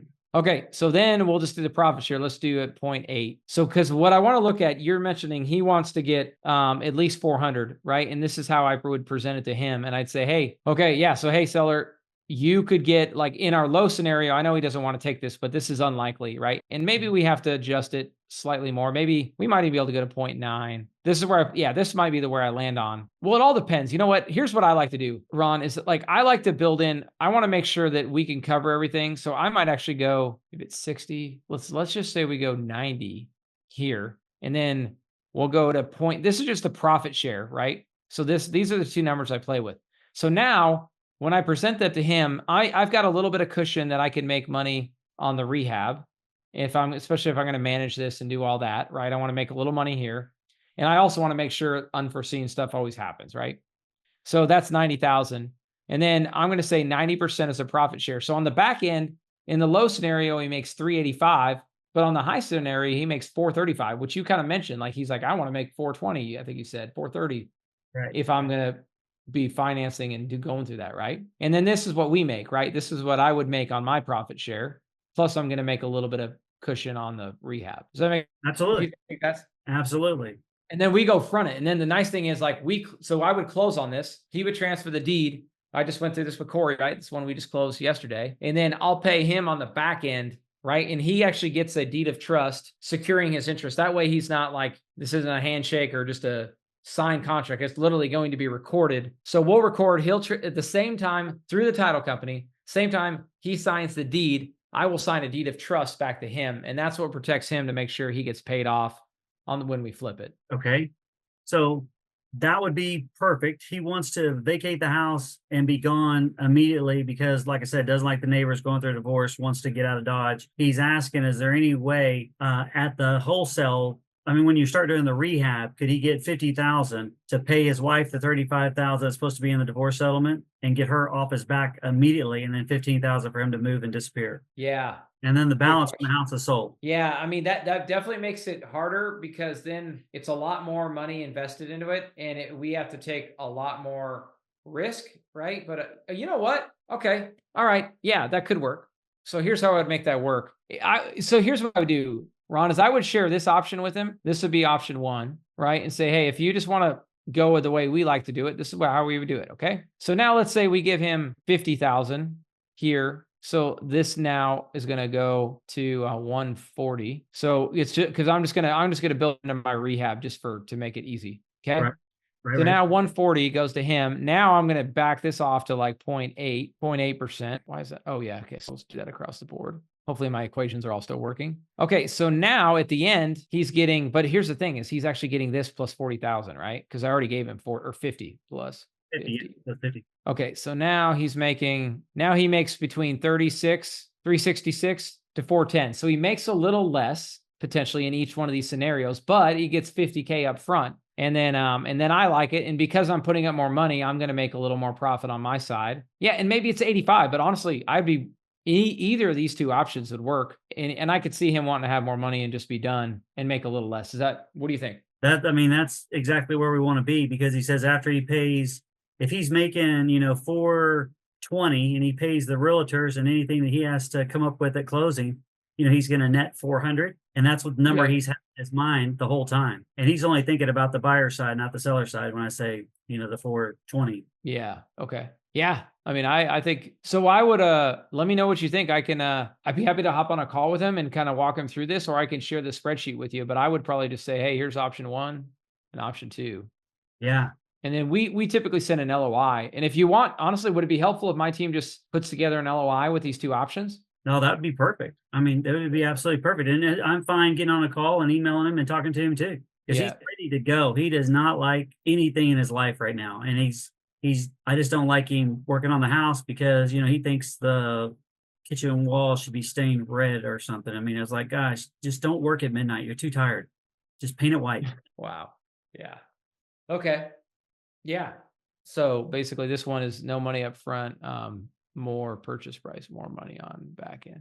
Okay. Yeah. Let me have my team put something together for you, Ron, and we'll put together an LOI. And once you show him the LOI, and I'll try to put this table in the LOI so we can see it. Okay. Yeah. And then we can kind of go from there. And then, get his feedback. And I'm happy to hop on a call and I can more explain like the structure of it, but it's pretty simple. He signs a deed. We give him a deed of trust, and all this is outlined in the contracts before we close. And then we just go through a title company like normal. Right. And then I would take over his payments, right? He did not want it. Yeah. He just didn't want anything. I mean, if it was under that magic, 420, he was like, I'm done. This house is going to be, somebody can fix it up and it'll be, 550 easy. And he just feels like he's getting screwed every time because the repairs should not be over 50 no matter what. Yeah. Got it. Okay. But yeah, cool. We can talk afterwards. Love it, man. This is a cool one. I love one of my favorite. It happens every single week. Some of you guys have been on here. Like, feel like it's always the last one somebody brings up is like a freaking gold nugget, and we get to break it down. And so appreciate you bringing that one on, Ron. That's great. You bet. And all my numbers and stuff are right there underneath my name if you can see it. Okay. Yeah, you know what? I can. Oh, you know what? Here we go. I'll just take a little picture of it. All right, guys, let me go back to the chat. I'm sure there might've been a couple questions before we wrap. Okay. So so William, the difference between revive, novation, subtel. Yeah, I would say novation. This is a good question. We'll break it down really simple. Novation is when we're not going to do a bunch of work on the property. Maybe we're just going to clean it up. Like my threshold is if I'm putting less than 10,000, I'm doing a novation. And on a novation, we're not going to transfer the deed. We're just going to have a contract to sell the house, right? And pay the seller when we flip it. Okay. So revive method is, and a subtel, those are similar, right? A subtel is you take over the property sub 2 and you sell it on the back end, right? And you take over the loan. But the difference between subtel and revive is A subtail, typically the seller is like going to get all their money up front and they're out of the deal, right? And it requires more cash to do a subtail, right? But on a revive method, I don't have to give them all that extra money. I pay them on the back end when we flip the house. And that's why, and they share in the risk of flipping the house with me, right? A lot of times they actually take more of the risk than I do.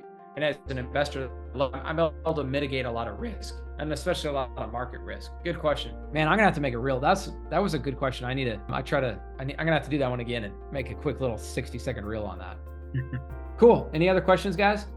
Revive like a novation, exactly. Yep, man. So William, yeah, William, you will love. So go back the last 3 weeks, and I can send you some links as well. But go back to the last 3 weeks. You know what? I'm just gonna write your name down, William. I want to send you a couple links because you'll love. I broke down novations 3 weeks ago. 2 weeks ago, I did the revive method. At the end of the revive method, we had such an awesome deal that Corey brought that we ended up closing that deal from a student who brought it in. And that's the one I talked about yesterday. We closed and bailed him out of foreclosure, right? But then last week, we kind of dove a little bit deeper in how do you actually do a revive. Anyway, if you watch those three videos, you're gonna learn a lot. Casey, there's 37 of us left, and I bet every one of us would want that link. Is there any way to drop it in the chat, or does it take a little bit? You know what? Here we go. Yeah, honestly. So guys, let me just show you. I'm going to just show you guys how to navigate it too. I'll put it in the chat. First off, everybody grab my YouTube channel link out of the chat. It's not hard. If you guys just go type in Casey Gregerson into YouTube, you will get it. But I'm going to put it for everyone in the chat. Okay. So guys, simply go to, and I'm actually kind of reorganizing this because these are a little bit more, there's 2 ways you can do it, right? You can go here and then go to Casey Gregerson. I want to see if we got my team put this list in here, problems to profits. Yeah, here it is. Yeah, we actually got some of these in here, guys. I'm going to make a playlist for you at some point, but you can see it already. And we got the final deal review. This was like me actually breaking it down with them. You know what, guys? I'm working on having this like really organized so it's in one place. I'm just not there yet. So here's the safer bet. Go to profits.com and go to join. I have another private money lender call right now. Okay, so I'm gonna have to show you guys. But anyway, you go down here to access vault, and this will give you a link to all the vaults. So let me copy this in here, and then I gotta hop off, guys. Copy link to this. But anyway, appreciate everybody being on here today. That'll give you a link to all of them. Okay, Nikem, send me a message. I will remember that. I got follow-ups to call Brandon. Hey, soon you get off, I got one more for you this evening if you want to hit one more up. Yeah, shoot me a message. Here's my email again. Yeah, hit me up, guys. I'm happy to look at this. This is awesome. I love it. We're just starting to get to where we're overwhelmed with deals, but all right, I'm going to get yelled at if I don't go to this meeting. So we'll see you guys.